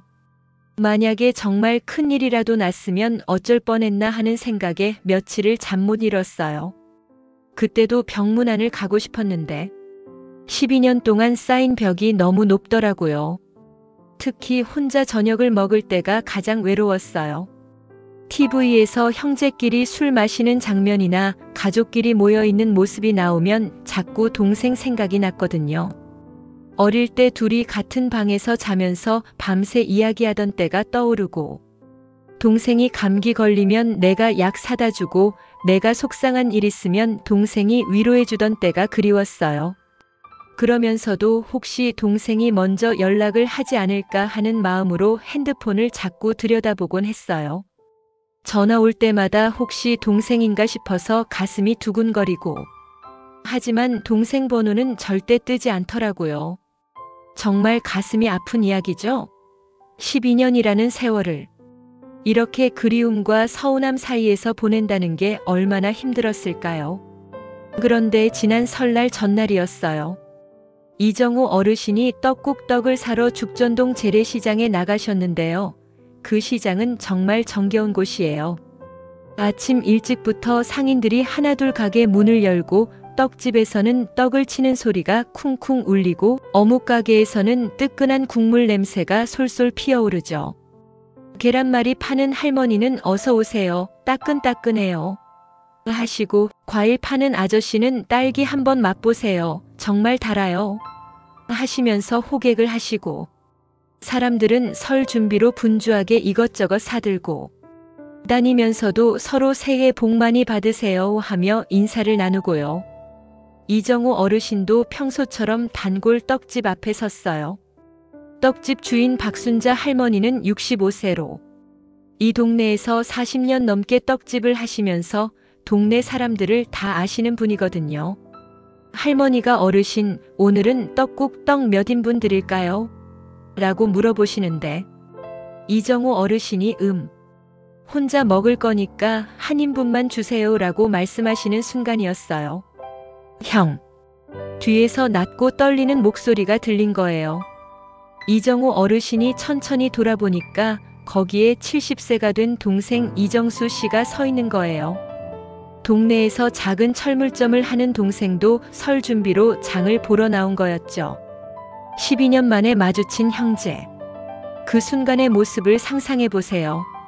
73세와 70세가 된 두 노인이 떡집 앞에서 서로를 바라보며 서 있는 모습을, 주변의 모든 소음이 멈춘 것 같았을 거예요. 그 순간을 이정우 어르신이 이렇게 표현하셨어요. 시장의 모든 소음이 갑자기 멀어지는 것 같았어요. 떡 치는 소리도, 사람들 떠드는 소리도, 차 지나가는 소리도 다 사라지고 오직 동생의 형이라는 그 한마디만 귓속에 맴도는 거예요. 그런데 그 형이라는 소리가 예전과는 달랐어요. 12년 전에는 젊고 힘차게 형이라고 불렀는데 이제는 나이가 들어서 그런지 좀 더 낮고 조심스럽게 형 하더라고요. 그 소리를 듣는 순간 가슴이 확 뜨거워지면서 눈물이 핑 돌았어요. 동생아. 이정우 어르신도 무의식 중에 대답을 하셨는데 그 순간 두 형제의 눈가에 눈물이 고이기 시작했어요. 12년이라는 시간 동안 쌓인 서운함, 그리움, 후회, 미안함이 모두 그 눈물 속에 담겨 있었을 거예요. 떡집 박순자 할머니가 그 장면을 보시더니 눈가가 촉촉해지면서 어머, 이정호 씨, 이정수 씨, 정말 오랜만에 보네요 하시면서 먼저 눈가를 훔치셨대요. 사실 할머니는 두 형제가 어릴 때부터 보신 분이라서 이 형제가 사이가 멀어진 것을 누구보다 안타까워하고 계셨거든요. 할머니, 우리 어릴 때 여기서 떡 얻어먹던 거 기억나세요?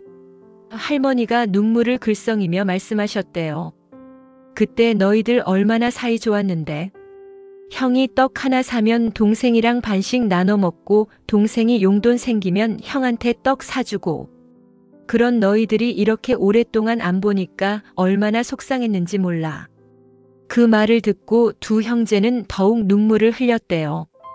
어릴 때의 추억들이 주마등처럼 스쳐 지나갔을 거예요. 동생 이정수 씨가 먼저 말을 꺼내셨어요. 형, 정말 미안해. 그때 내가 너무 고집을 부렸어. 이렇게 늙도록 뭐 하고 있었나 싶어. 형, 나 정말 보고 싶었어. 그 마지막 말 정말 보고 싶었어를 할 때는 목소리가 완전히 떨렸다고 해요. 70세 노인이 73세 형에게 보고 싶었어라고 말하는 모습. 정말 가슴이 찡하죠? 그러자 이정우 어르신도 아니야. 나도 너무 고집스럽게 굴었어. 우리 이제 그만하자. 동생아, 나도 정말 보고 싶었어 하시면서 동생의 손을 꼭 잡으셨다고 해요. 그 순간 박순자 할머니는 물론이고 주변에서 장을 보고 있던 다른 동네 사람들도 이 광경을 보고 하나둘 발을 멈췄어요. 그리고 두 형제가 그 자리에서 떡집 앞에서 수많은 사람들이 보는 앞에서 꼭 껴안는 모습을 보니까 모두들 눈시울이 붉어졌다고 해요. 참, 형제가 그러면 어떡해라고 하시던 한 할머니는 손수건으로 눈을 닦으시면서 우리도 집에 가서 오랫동안 연락 안 한 형제들한테 전화해야겠다고 하셨고요. 어떤 아저씨는 나이 들수록 형제가 제일이야 라고 하시면서 감동받아 하셨고, 젊은 부부도 우리도 시댁, 처갓집이랑 더 자주 연락해야겠어요 라고 속삭이더래요. 그날 이후로 두 형제는 매주 토요일마다 그 시장에서 만나서 막걸리 한 잔씩 하신다고 해요. 그런데 정말 재미있는 건 이제는 둘이 만나면 서로 형 먼저 드세요, 동생 먼저 드세요 하시면서 누가 더 상대방을 챙길지 경쟁을 하신다는 거예요. 이정우 어르신이 마지막에 이런 말씀을 하셨어요. 12년 동안 잃어버린 시간은 아깝지만 앞으로 남은 시간이라도 형제답게 지내려고 해요. 그때 시장에서 동생이 형이라고 불러줬을 때 그 소리가 세상에서 가장 듣고 싶었던 소리였다는 걸 깨달았어요. 이제는 매일 밤 잠들기 전에 동생한테 안부 문자를 보내요. 오늘 하루 고생했어. 내일 날씨가 추우니까 감기 조심해, 이런 짧은 메시지지만 그걸 보내고 나면 마음이 참 따뜻해져요. 12년 동안 못 보낸 안부를 지금이라도 챙기고 있다는 생각이 들어서요. 이 이야기를 들으면서 저는 천수경의 한 구절이 떠올랐어요. 천수경에는 천수천안 관자재보살이라는 말씀이 나오는데요. 이는 1000개의 손과 1000개의 눈을 가진 관세음보살을 의미해요. 이 1000개의 손은 모든 중생을 어루만지고 도와주는 자비의 손길을 상징하죠. 가족도 마찬가지인 것 같아요. 때로는 서로를 밀어내는 것 같지만 결국은 1000개의 손처럼 서로를 감싸 안고 어루만져주는 존재들이죠.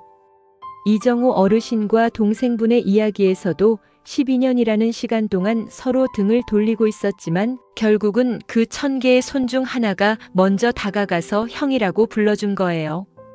그 한마디가 바로 천수경에서 말하는 자비의 손길이었던 거죠. 천수경의 또 다른 구절에는 능제일 최고라는 말씀이 있어요. 이는 모든 고통을 제거할 수 있다는 뜻인데 정말 그랬던 것 같아요. 12년간의 서운함과 그리움이라는 고통이 그 한마디 형으로 모두 사라진 거니까요. 이제 강원도 원주에 사시는 김영희 여사님의 이야기를 들려드릴게요.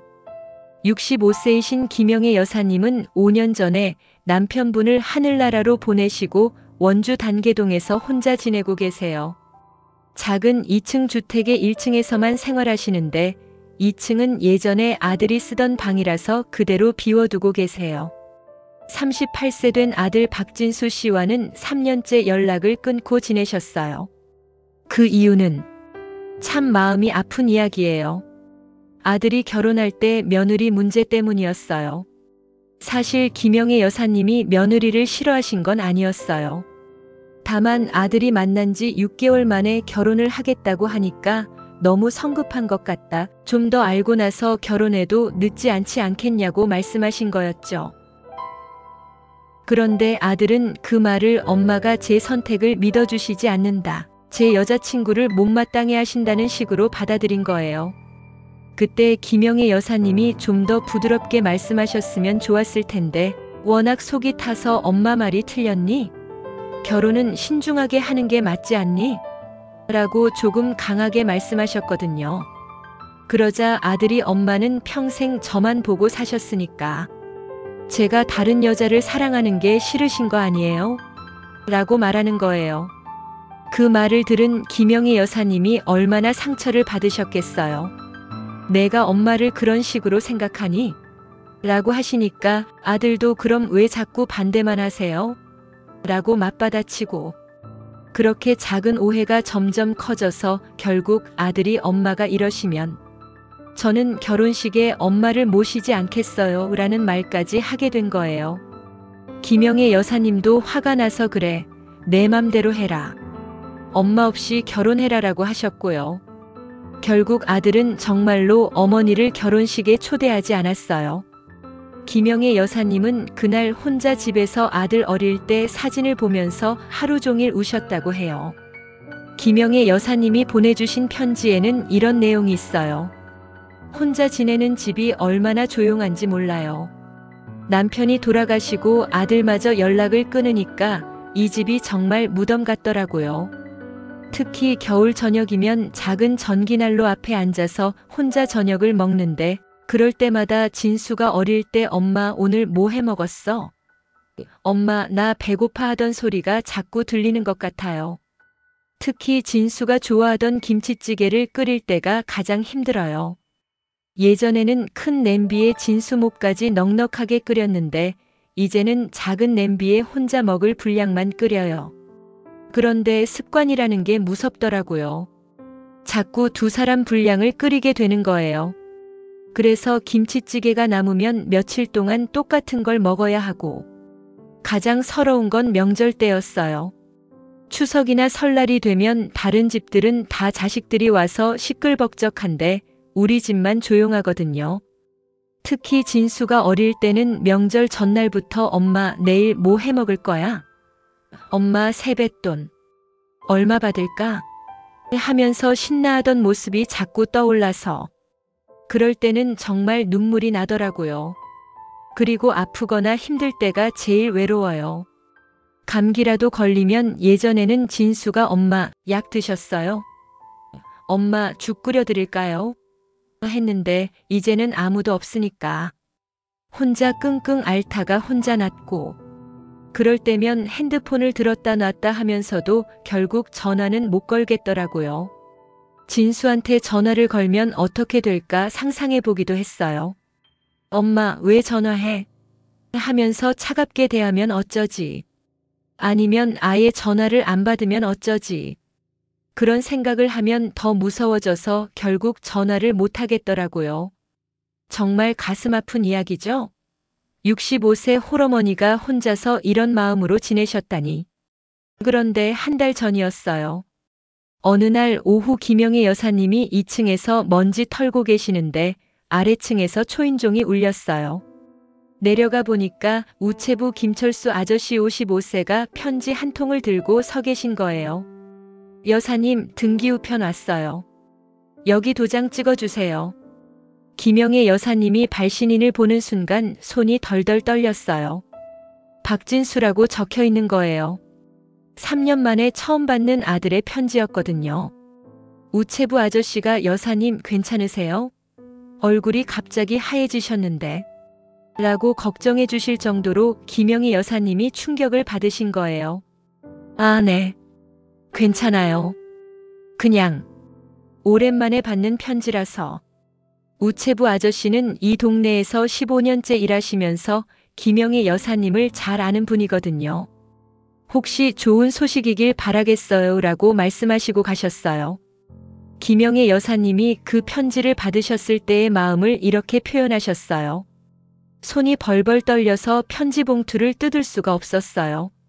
3년 동안 아무 연락이 없다가 갑자기 편지가 온 거니까 혹시 무슨 안 좋은 일이라도 생겼나 싶어서 무서우면서도 한편으로는 너무 반가워서 가슴이 막 뛰었어요. 정말 이상한 게 편지 봉투만 봐도 울음이 나더라고요. 진수가 쓴 글씨인 걸 보니까 어릴 때 숙제하면서 엄마 이 글자 어떻게 써요? 하던 모습이 떠올라서 그때 마침 옆집에 사시는 72세 최말순 할머니가 김치를 가져다 주시러 오셨는데 영희 여사님이 편지를 붙들고 떨고 있는 모습을 보시더니 깜짝 놀라셨어요. 영희야, 무슨 일이야? 왜 이렇게 떨어? 말순 언니 진수한테서 편지가 왔어요. 최말순 할머니도 김영희 여사님과 아들의 사정을 아시는 분이라서 어머 정말 빨리 뜯어봐라. 진수한테서 온 거잖아 하시면서 함께 기다려주셨대요. 언니 무서워서 못 듣겠어요. 혹시 안 좋은 소식이면 어쩌죠? 에이, 무슨 소리야. 안 좋은 소식이면 편지로 보내겠어? 분명히 좋은 내용일 거야. 빨리 뜯어봐. 최말순 할머니가 옆에서 손을 꼭 잡아주시면서 용기를 주셔서 드디어 편지를 뜯을 수 있었대요. 편지는 A4 용지 2장에 빼곡히 쓰여 있었어요. 평소에 문자나 카톡만 하던 아들이 이렇게 긴 편지를 손으로 쓴 거예요. 엄마, 보고 싶어요. 먼저 이렇게 편지를 쓰게 되어서 죄송해요. 3년 동안 연락을 안 한 제가 갑자기 편지를 보내면 엄마가 놀라실 것 같아서 처음에는 문자를 보낼까 하다가 그래도 제 마음을 제대로 전하려면 편지가 좋을 것 같아서 이렇게 씁니다. 엄마 정말 죄송해요. 그때 제가 너무 어렸었어요. 결혼을 한다고 들떠 있으면서 엄마 마음은 전혀 생각하지 못했어요. 엄마는 그저 제가 성급하게 결혼하는 것 같아서 걱정해 주신 건데 저는 그걸 간섭이라고 생각했어요. 지금 생각해보면 정말 바보 같았어요. 30살이 넘은 아들이 갑자기 결혼하겠다고 하면 엄마가 놀라고 걱정하는 게 당연한 건데 엄마 마음도 헤아리지 못하고 제 고집만 부렸어요. 특히 결혼식에 엄마를 모시지 않은 건 정말 돌이킬 수 없는 잘못이었어요. 지금도 그날 생각하면 너무 후회돼요. 제 인생에서 가장 중요한 날에 엄마가 안 계셨다니. 사진을 볼 때마다 엄마 자리만 비어있는 게 보여서 가슴이 아파요. 엄마 김치찌개가 그리워요. 아내가 김치찌개를 끓여줘도 엄마 맛이 안 나요. 아내한테는 미안하지만 아무래도 30년 넘게 먹던 엄마 손맛을 따라갈 수는 없는 것 같아요. 그리고 엄마가 해주시던 그 흰쌀밥도 그리워요. 윤기가 자르르 흐르는 그 밥. 엄마는 어떻게 밥을 그렇게 맛있게 지으셨는지. 지금도 가끔 꿈에 엄마가 진수야, 밥 먹어라 하시는 소리가 들려요. 엄마 아빠 없으시고 저까지 연락을 안 하니까 얼마나 외로우세요? 명절 때는 어떻게 지내세요? 혼자 차례상도 차리시고. 생각만 해도 가슴이 아파요. 사실 몇 번이나 전화를 걸려고 했어요. 번호를 누르고 통화 버튼만 누르면 되는데 용기가 안 나더라고요. 엄마가 화내시면 어쩌지, 엄마가 실망하시면 어쩌지. 그런 생각에 결국 전화를 끊고 말았어요. 그런데 엊그제 아내가 이런 말을 했어요. 여보, 어머님께 안부 인사라도 드려야 하는 거 아니에요? 제가 잘못한 것도 있는데. 그 말을 듣고 정말 부끄러웠어요. 아내가 먼저 그런 말을 하다니. 엄마, 그때 제가 너무 심하게 말했죠? 엄마 마음 아프게 해드려서 정말 죄송해요. 이제 집으로 돌아가도 될까요? 엄마가 허락해 주시면 이번 주말에 아내랑 같이 가서 인사드리고 싶어요. 아내도 그동안 엄마께 인사를 제대로 못 드린 걸 미안해하고 있어요. 엄마 사랑해요. 그리고 정말 보고 싶어요. 아들 진수 올림. 김영애 여사님이 그 편지를 읽으면서 어떤 마음이셨을지 짐작이 가시나요? 여사님의 편지에는 이렇게 쓰여 있어요. 편지를 다 읽고 나니까 눈물이 왈칵 쏟아지는 거예요. 3년 동안 얼마나 보고 싶었는데 자존심 때문에 먼저 연락을 못 했거든요. 그런데 진수가 먼저 편지를 보내준 거니까 그 고마운 마음에 편지를 가슴에 꼭 안고 한참을 울었어요. 옆에서 지켜보던 최말순 할머니도 함께 우셨어요. 영희야, 이제 됐다. 진수도 다 큰 아들인데 엄마를 그리워하는구나. 역시 자식은 자식이야 라고 하시면서요. 편지에서 엄마 김치찌개가 그리워요라는 부분을 읽을 때는 정말 가슴이 뜨거워졌어요. 그동안 혼자 김치찌개를 끓이면서 진수가 있었으면 하고 생각했었는데 진수도 저를 그리워하고 있었던 거예요. 그리고 엄마 사랑해요라는 마지막 말을 읽을 때는 30년 넘게 키운 아들이 처음으로 편지에 사랑해요라고 써준 거예요. 어릴 때도 쑥스러워하면서 잘 안 하던 말인데 그 말을 보는 순간 정말 세상을 다 가진 기분이었어요. 그날 밤 김영애 여사님은 밤새 아들 방을 정리하셨대요. 3년 동안 그냥 비워둔 방이었는데 이불을 새로 널고 바닥도 닦고 아들이 좋아하던 책들도 다시 책장에 정리해 놓으셨어요. 그러면서 계속 눈물이 나서 손수건을 몇 개씩 적셨다고 하세요. 기쁜 눈물이었겠죠. 아들이 돌아온다는 생각에. 다음 날 새벽 5시부터 일어나서 재래시장으로 나가셨어요. 김치찌개 끓일 재료를 사러요. 평소보다 2시간이나 일찍 나가신 거예요. 어머니, 오늘은 왜 이렇게 일찍 나오셨어요? 단골 정육점 사장님이 물어보시니까 김영애 여사님이 환하게 웃으시면서 우리 아들이 온대요. 라고 자랑하셨대요.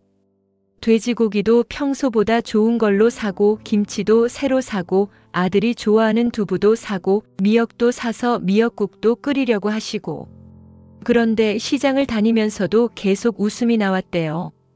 3년 만에 아들을 위해서 장을 보는 거니까요. 아들이 제일 좋아하는 반찬이 뭐예요? 반찬 가게 사장님이 물어보시니까 김치찌개랑 계란말이요. 어릴 때부터 그것만 먹었어요 라고 하시면서 또 눈물을 글썽이셨대요. 그리고 집에 와서는 하루 종일 요리를 하셨어요. 김치찌개도 끓이고 계란말이도 부치고 아들이 좋아하는 멸치볶음도 만들고 3년 동안 혼자서 간단하게만 해먹다가 이렇게 정성스럽게 음식을 만드니까 정말 행복하셨대요.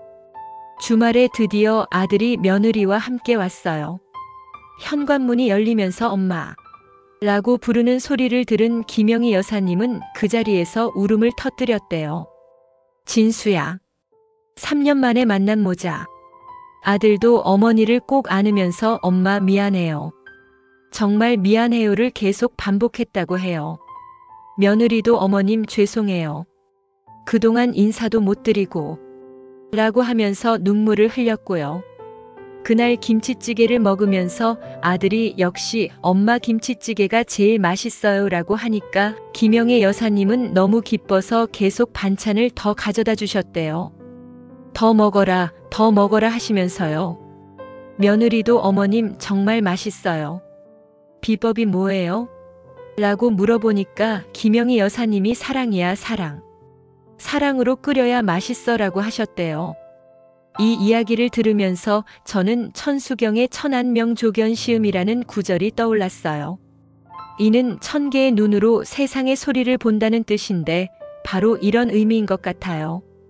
김영애 여사님과 아들 진수 씨는 3년 동안 멀리 떨어져 있었지만 서로를 바라보는 마음의 눈은 계속 있었던 거죠. 천수경에서는 관세음 보살이 중생의 간절한 부름을 듣고 즉시 응답한다고 하는데 가족 간의 사랑도 그런 것 같아요. 김영애 여사님이 3년 동안 아들을 그리워하는 마음, 진수 씨가 엄마의 김치찌개를 그리워하는 마음이 서로 통해서 결국 편지라는 형태로 만나게 된 거니까요. 천수경의 또 다른 가르침 중에 무량광명 청정보라는 말씀이 있어요.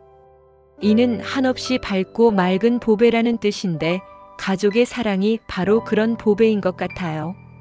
아무리 오랫동안 숨겨두어도 때가 되면 그 빛이 다시 나타나서 서로를 비춰주는 거죠. 마지막으로 서울 강북구 수유동에 사시는 70세 박동순 할머니의 가슴 따뜻한 이야기를 들려드릴게요. 동순 할머니에게는 지금 캐나다 밴쿠버에서 유학 중인 20세 손주 이민호 군이 있어요.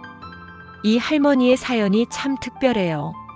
며느리가 민호를 낳고 2년 후에 교통사고로 갑자기 세상을 떠나신 거예요. 그때 아들은 충격이 너무 커서 한동안 정신을 못 차렸고 결국 박동순 할머니가 2살 배기 손주를 키우게 된 거죠. 그때 정말 힘들었어요. 68세에 2살짜리를 키운다는 게 밤에 아이가 울면 등에 업고 동네를 한 바퀴 돌기도 하고 아플 때는 응급실에 데려가기도 하고 그런데 신기하게도 민호를 키우면서 제가 더 건강해진 것 같았어요. 아이 때문에 일찍 일어나고 아이 밥 해주려고 정성스럽게 음식도 만들고 오히려 혼자 있을 때보다 더 활기차게 살았어요. 민호는 할머니 손에서 자라면서 정말 착한 아이가 되었어요. 유치원 다닐 때부터 할머니 어깨를 주물러드리고 초등학교 때는 용돈을 모아서 할머니께 카네이션을 사드리고 중학교 때는 할머니, 제가 돈 많이 벌어서 효도할게요 라고 말하곤 했죠. 그런데 민호가 고등학교를 졸업하고 캐나다로 유학을 가게 되면서 할머니는 갑자기 혼자가 되신 거예요. 18년 동안 손주와 함께 살다가 갑자기 혼자가 되니까 정말 적적하셨을 거예요. 처음에는 우리 민호 잘 되라고 보낸 거니까 하시면서 용기를 내셨는데 시간이 지날수록 허전함이 커지셨대요.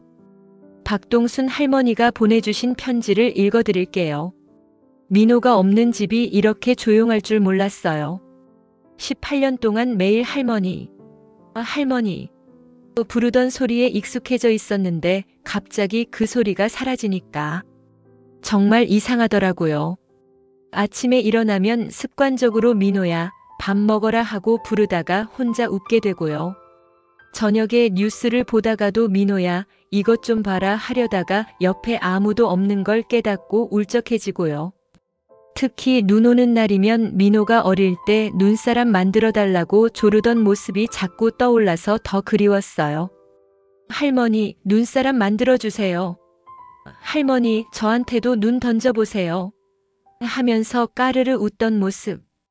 그때는 추워서 빨리 들어가자고 했는데 이제는 그런 소리가 그리워요. 그리고 밥 먹을 때가 제일 외로워요.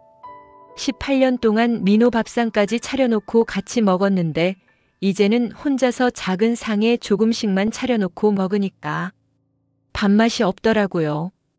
그래서 요즘에는 밥도 제대로 안 해먹고 라면으로 때우는 날이 많아요. 가끔 민호가 좋아하던 호떡을 부치기도 해요. 그런데 혼자 먹으려니까 맛이 없어서 몇 개 못 먹고 버리게 되고 그럴 때면 민호가 있었으면 금세 다 먹었을 텐데 하는 생각이 들어서 더 허전해져요. 정말 마음이 아픈 이야기죠? 70세 할머니가 18년 동안 키운 손주와 헤어져서 이런 마음으로 지내신다니. 그런데 지난주에 민호에게서 편지가 왔어요. 요즘에는 카카오톡이나 이메일로 연락하는 게 보통인데 민호가 손으로 쓴 편지를 보낸 거예요. 그것도 한국까지 국제우편으로요. 할머니가 얼마나 놀라셨는지 동네 슈퍼에 물건 사러 갔다가 주인 정필수 아저씨 68세에게 자랑부터 하셨대요. 필수 아저씨, 우리 민호가 캐나다에서 편지를 보냈어요. 하시면서 편지를 보여드리니까 정 아저씨도 어머, 요즘 애들이 편지를 보내다니 참 기특하네요.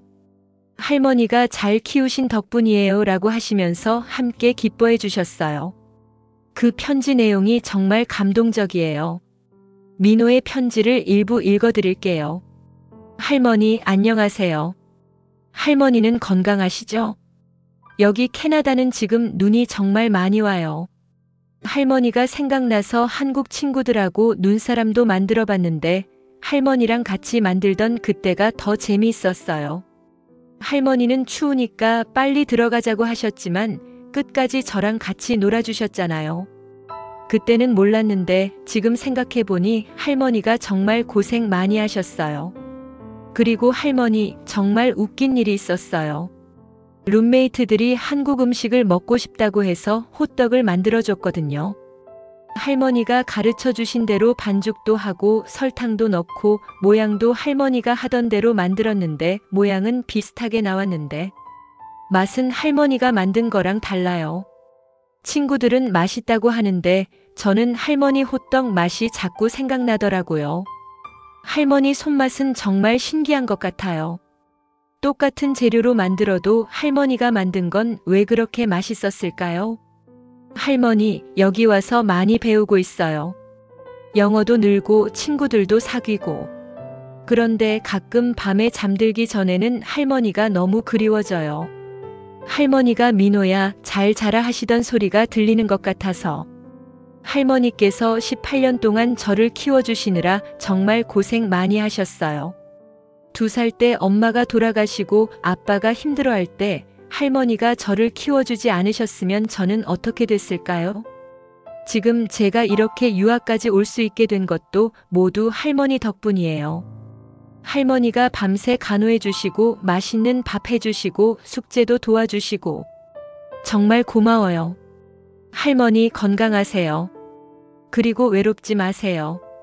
제가 돈 많이 벌어서 할머니께 효도할 거예요. 조금만 기다려주세요. 사랑하는 손주 민호가. 박동순 할머니가 이 편지를 읽으시면서 어떤 마음이셨을까요? 할머니의 편지에는 이렇게 쓰여 있어요. 민호가 할머니 손맛을 기억해 준다는 게 그렇게 기쁠 수가 없었어요. 그동안 내가 민호한테 뭘 해준 게 있나 싶어서 자꾸 미안한 마음이었는데 민호가 할머니 호떡을 그리워한다니까 가슴이 뿌듯하더라고요. 특히 할머니가 18년 동안 저를 키워주셔서 고마워요라는 부분을 읽을 때는 정말 눈물이 쏟아졌어요. 사실 힘들 때도 많았거든요. 나이 들어서 아이 키우는 게 쉽지 않았어요. 그런데 민호가 그걸 다 알고 고마워하고 있다니. 그리고 사랑하는 손주 민호가라고 마지막에 쓴 걸 보고는 정말 세상을 다 가진 기분이었어요. 18년 동안 키운 보람이 있구나 싶었어요. 그날 이후로 박동순 할머니는 온 동네 사람들에게 민호의 편지 이야기를 자랑하고 다니셨대요. 슈퍼 가서도 미용실 가서도 동네 정자에서 할머니들과 이야기할 때도 항상 우리 민호가 캐나다에서 편지를 보냈는데 하시면서요. 할머니, 또 민호 이야기예요? 다른 할머니들이 웃으시면서 말하면 그래도 들어줘. 내가 할 이야기가 민호 이야기밖에 없어라고 하시면서 환하게 웃으셨대요. 정말 미소가 절로 나오는 광경이었을 것 같아요. 70세 할머니가 20세 손주 이야기를 하시면서 얼굴에 환한 웃음을 띠고 계신 모습 말이에요. 그런데 더 감동적인 건 박동순 할머니가 민호에게 답장을 쓰기 시작하신 거예요. 평생 편지를 써본 적이 거의 없으신 분이 70세에 처음으로 손주에게 편지를 쓰신 거죠. 민호야, 할머니도 너한테 편지 쓰는 거 처음이야. 글씨가 예쁘지 않아도 이해해줘. 내 편지 받고 얼마나 기뻤는지 몰라. 동네 사람들한테 다 자랑하고 다녔어. 우리 민호가 캐나다에서 편지를 보냈다고 말이야. 모든 사람들이 참 효자 손주 뒀다고 해. 너는 호떡을 그리워한다고 했지?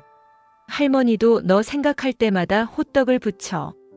그런데 혼자 먹으려니까 맛이 없더라. 역시 사랑하는 사람과 함께 먹어야 맛있는 거구나. 민호야, 너 때문에 할머니가 18년 동안 정말 행복했어. 너를 키우면서 할머니가 더 건강해졌고 더 즐겁게 살았어. 고생이 아니라 행복이었단다. 캐나다는 춥다고? 감기 조심해. 그리고 밥 잘 챙겨 먹어. 할머니가 없어도 건강하게 잘 지내야 해. 할머니는 내가 꿈을 이루길 기다리고 있을게. 할머니에게 효도하겠다고 하지만 너는 이미 충분히 효도하고 있어. 착하고 건강하게 자란 게 제일 큰 효도야. 사랑한다, 우리 민호야. 할머니가. 이런 편지를 주고받으면서 할머니와 손주는 더욱 가까워졌어요. 이제는 일주일에 한 번씩 편지를 주고받으신다고 해요. 할머니는 동네 소식을 전해주시고 민호는 캐나다 생활 이야기를 들려주고요. 가장 감동적인 건 할머니가 민호 편지 오는 날을 표시해 놓은 달력이에요. 빨간 펜으로 동그라미 치고 그날이 되면 우체통을 몇 번씩 확인하신다고 해요. 이 이야기를 들으면서 저는 천수경의 역대자비력이라는 구절이 떠올랐어요. 이는 대대로 이어지는 자비의 힘이라는 뜻인데 바로 할머니와 손주 사이의 사랑이 그런 것 같아요. 세대를 넘어서 이어지는 그 따뜻한 마음 말이에요. 천수경에서는 관세음보살의 자비가 3세에 걸쳐 변하지 않는다고 하는데 가족의 사랑도 그런 것 같아요. 박동순 할머니가 민호를 키우면서 쏟으신 사랑이 이제는 민호의 마음속에서 할머니를 그리워하는 마음으로 피어나고 있는 거니까요. 그리고 천수경의 능시일체원이라는 말씀도 있어요. 이는 모든 소원을 이루어준다는 뜻인데 정말 그런 것 같아요. 할머니의 소원은 손주가 건강하고 행복하게 지내는 것이고 손주의 소원은 할머니께서 건강하시고 외롭지 않으시는 것이잖아요. 그 소원들이 서로 만나서 따뜻한 편지가 된 거죠. 이제 경기도 부천에 사시는 박미자 여사님이 보내주신 마음의 편지를 읽어드릴게요. 68세이신 박미자 여사님은 며느리와의 오해 때문에 힘들어하시다가 최근에 화해를 하셨다고 해요. 사실 박미자 여사님의 사연도 참 많은 분들이 공감하실 만한 이야기예요.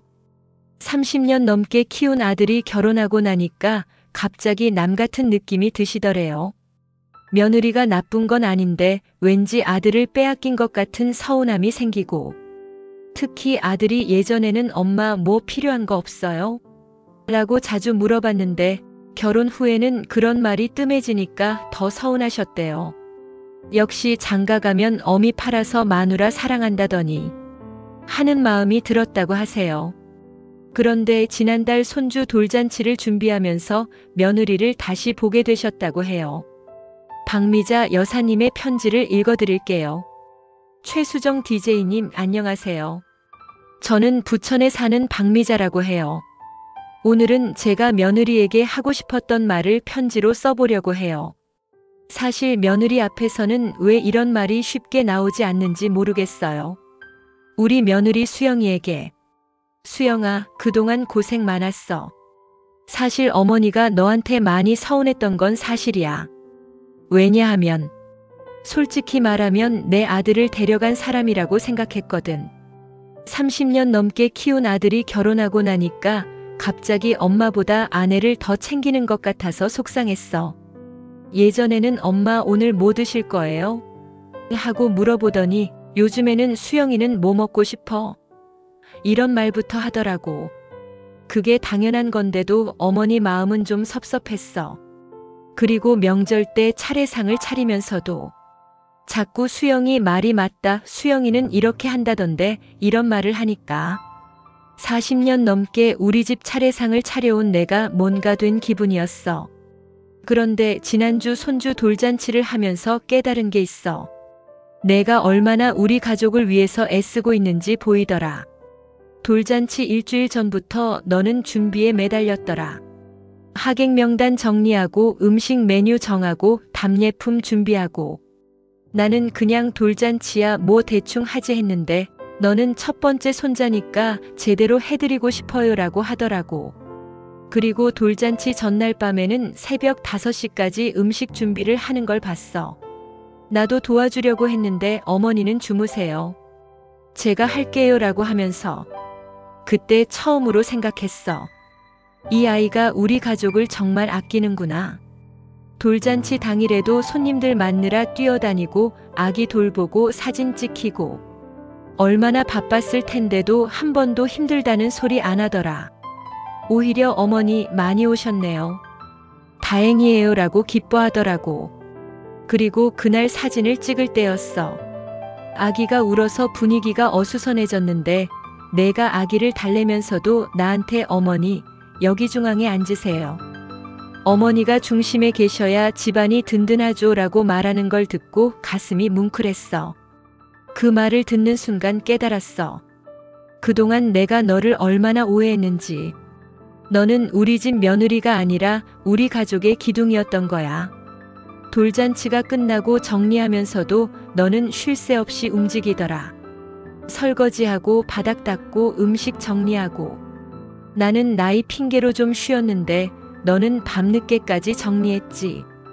그때 내가 조용히 내 옆에 와서 어머니, 정말 고마워요. 어머니가 계셔서 이런 좋은 날을 맞을 수 있었어요. 라고 속삭이는데 그 순간 눈물이 핑 돌았어. 사실 나는 별로 도움도 안 됐는데 너는 어머니가 있어서 좋다고. 그런 말을 들으니까 가슴이 따뜻해지더라고. 그동안 내가 얼마나 좁은 마음을 가지고 있었는지 깨달았거든. 수영아, 이제 어머니가 먼저 사과할게.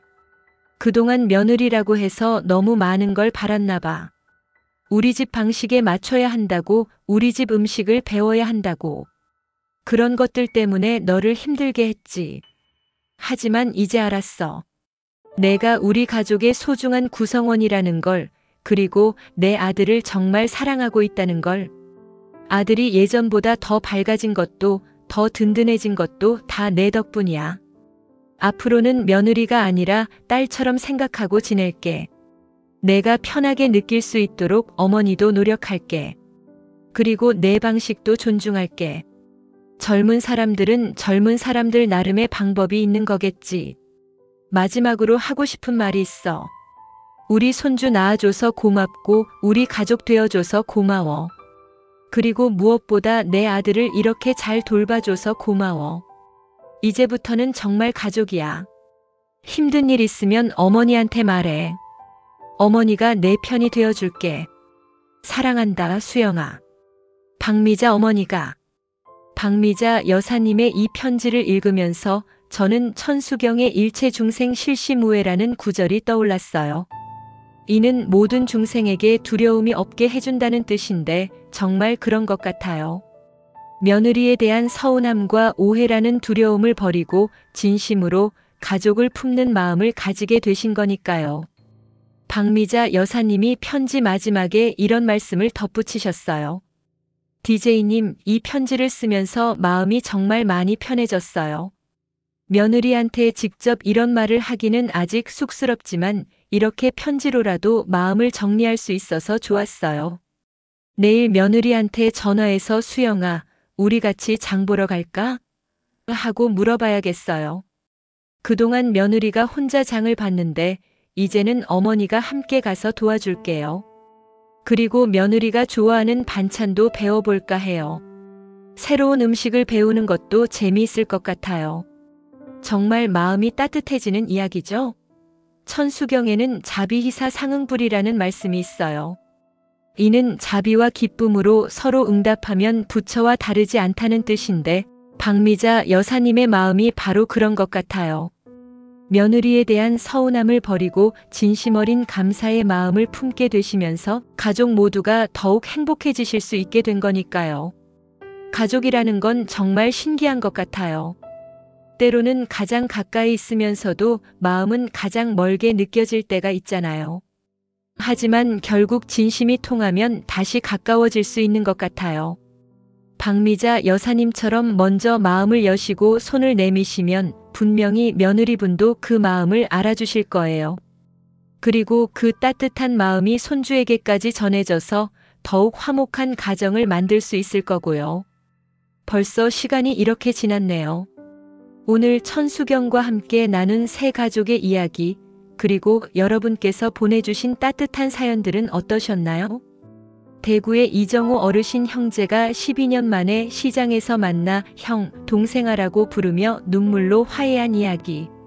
그 순간 떡집 앞에서 벌어진 기적 같은 장면이 아직도 가슴에 생생하게 남아있어요. 강원도 원주의 김영애 여사님이 3년 만에 아들로부터 받은 엄마 김치찌개가 그리워요라는 편지 이야기. 그 편지를 읽으시면서 흘리신 기쁨의 눈물이 얼마나 소중했을까요?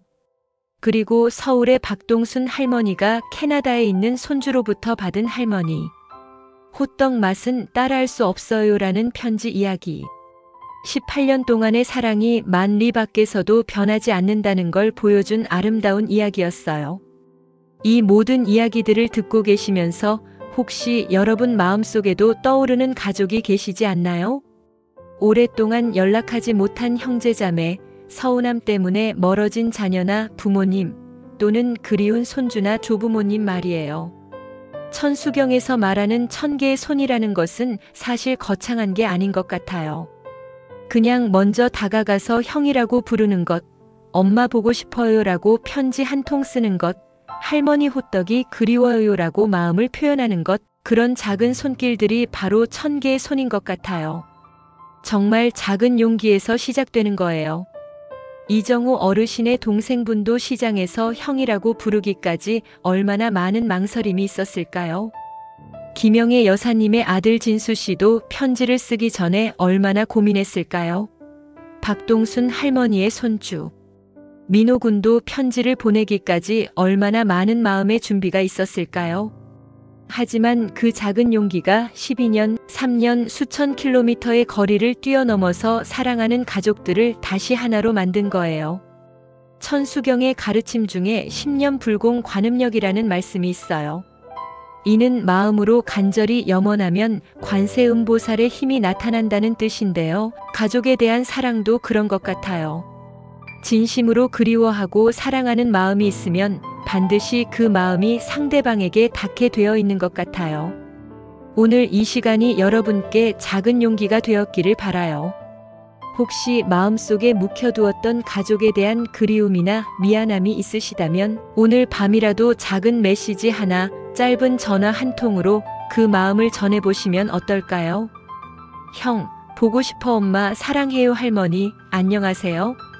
이런 간단한 말 한마디가 세월의 벽을 허물고 가족의 마음을 다시 하나로 이어줄 수 있을 거예요.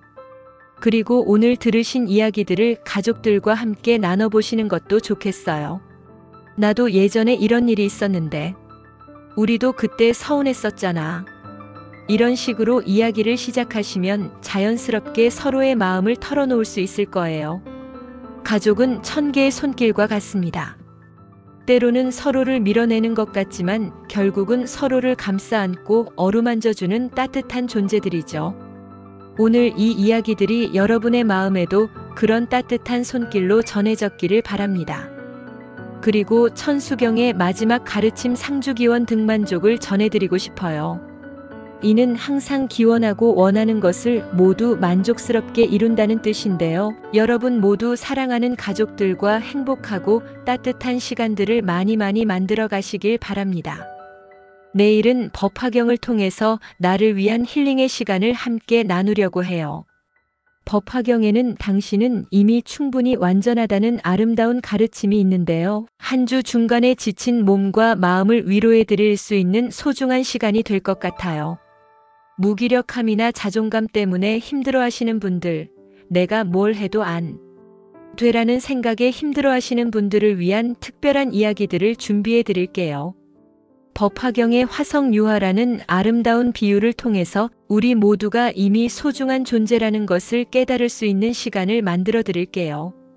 그리고 내일은 특별히 초등학생도 알 수 있는 불경교실 시간도 마련했어요. 법화경의 첫 구절을 정말 쉽고 재미있게 풀어서 설명해 드릴 예정이니까 온 가족이 함께 들으셔도 좋을 것 같아요. 아이들에게는 재미있는 이야기로, 어른들에게는 깊은 깨달음으로 다가갈 수 있는 그런 시간을 준비하고 있어요. 특히 내일은 법화경 속 부모의 사랑 이야기도 들려드릴 예정이에요. 법화경에 나오는 장자궁자유라는 비유인데요. 아버지가 집을 나간 아들을 기다리는 이야기예요. 오늘 들으신 가족 이야기들과도 연결되는 감동적인 내용이 될 거예요. 그리고 청취자 여러분께서 보내주시는 가족 사연들을 더 많이 소개해드리고 싶어서 우리 가족 자랑하기 코너도 새로 만들었어요. 짧은 사연이라도 괜찮으니까 여러분의 따뜻한 가족 이야기들을 많이 보내주세요. 메일 주소는 baxbox@naver.com이고요. 문자는 010-6260-1221로 보내주시면 돼요. 카카오톡에서 마음의 등불을 검색하셔서 친구 추가하시고 메시지 보내주셔도 되고요. 특히 오늘 방송을 들으시고 가족에게 먼저 연락해보신 분들의 후일담도 정말 궁금해요. DJ님 방송 듣고 형한테 전화했는데요. 어머니께 안부 인사드렸더니 이런 이야기들 정말 기대하고 있을게요. 여러분의 이야기 하나하나가 모여서 더 많은 분들에게 용기와 감동을 줄 수 있을 거예요. 그래서 우리 방송이 정말 의미 있는 일을 하고 있다는 걸 느끼고 있어요.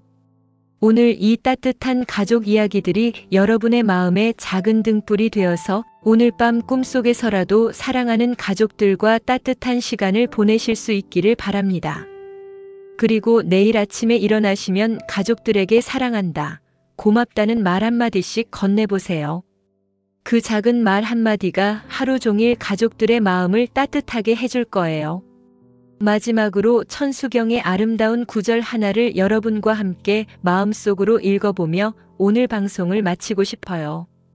남무관 세음보살 기원중 생득 해탈관 세음보살께 귀의하며 모든 중생이 해탈을 얻기를 기원한다. 여러분과 여러분의 소중한 가족들 모두가 서로의 사랑 안에서 진정한 행복을 찾으시길, 그리고 작은 오해나 서운함에 매이지 않고 서로를 이해하고 용서하는 마음을 가지실 수 있기를 간절히 기원합니다. 지금까지 최수정의 마음의 등불이었습니다. 오늘도 들어주셔서 정말 고맙고요. 내일 또 만나요. 여러분 정말 사랑해요. 안녕히 계세요.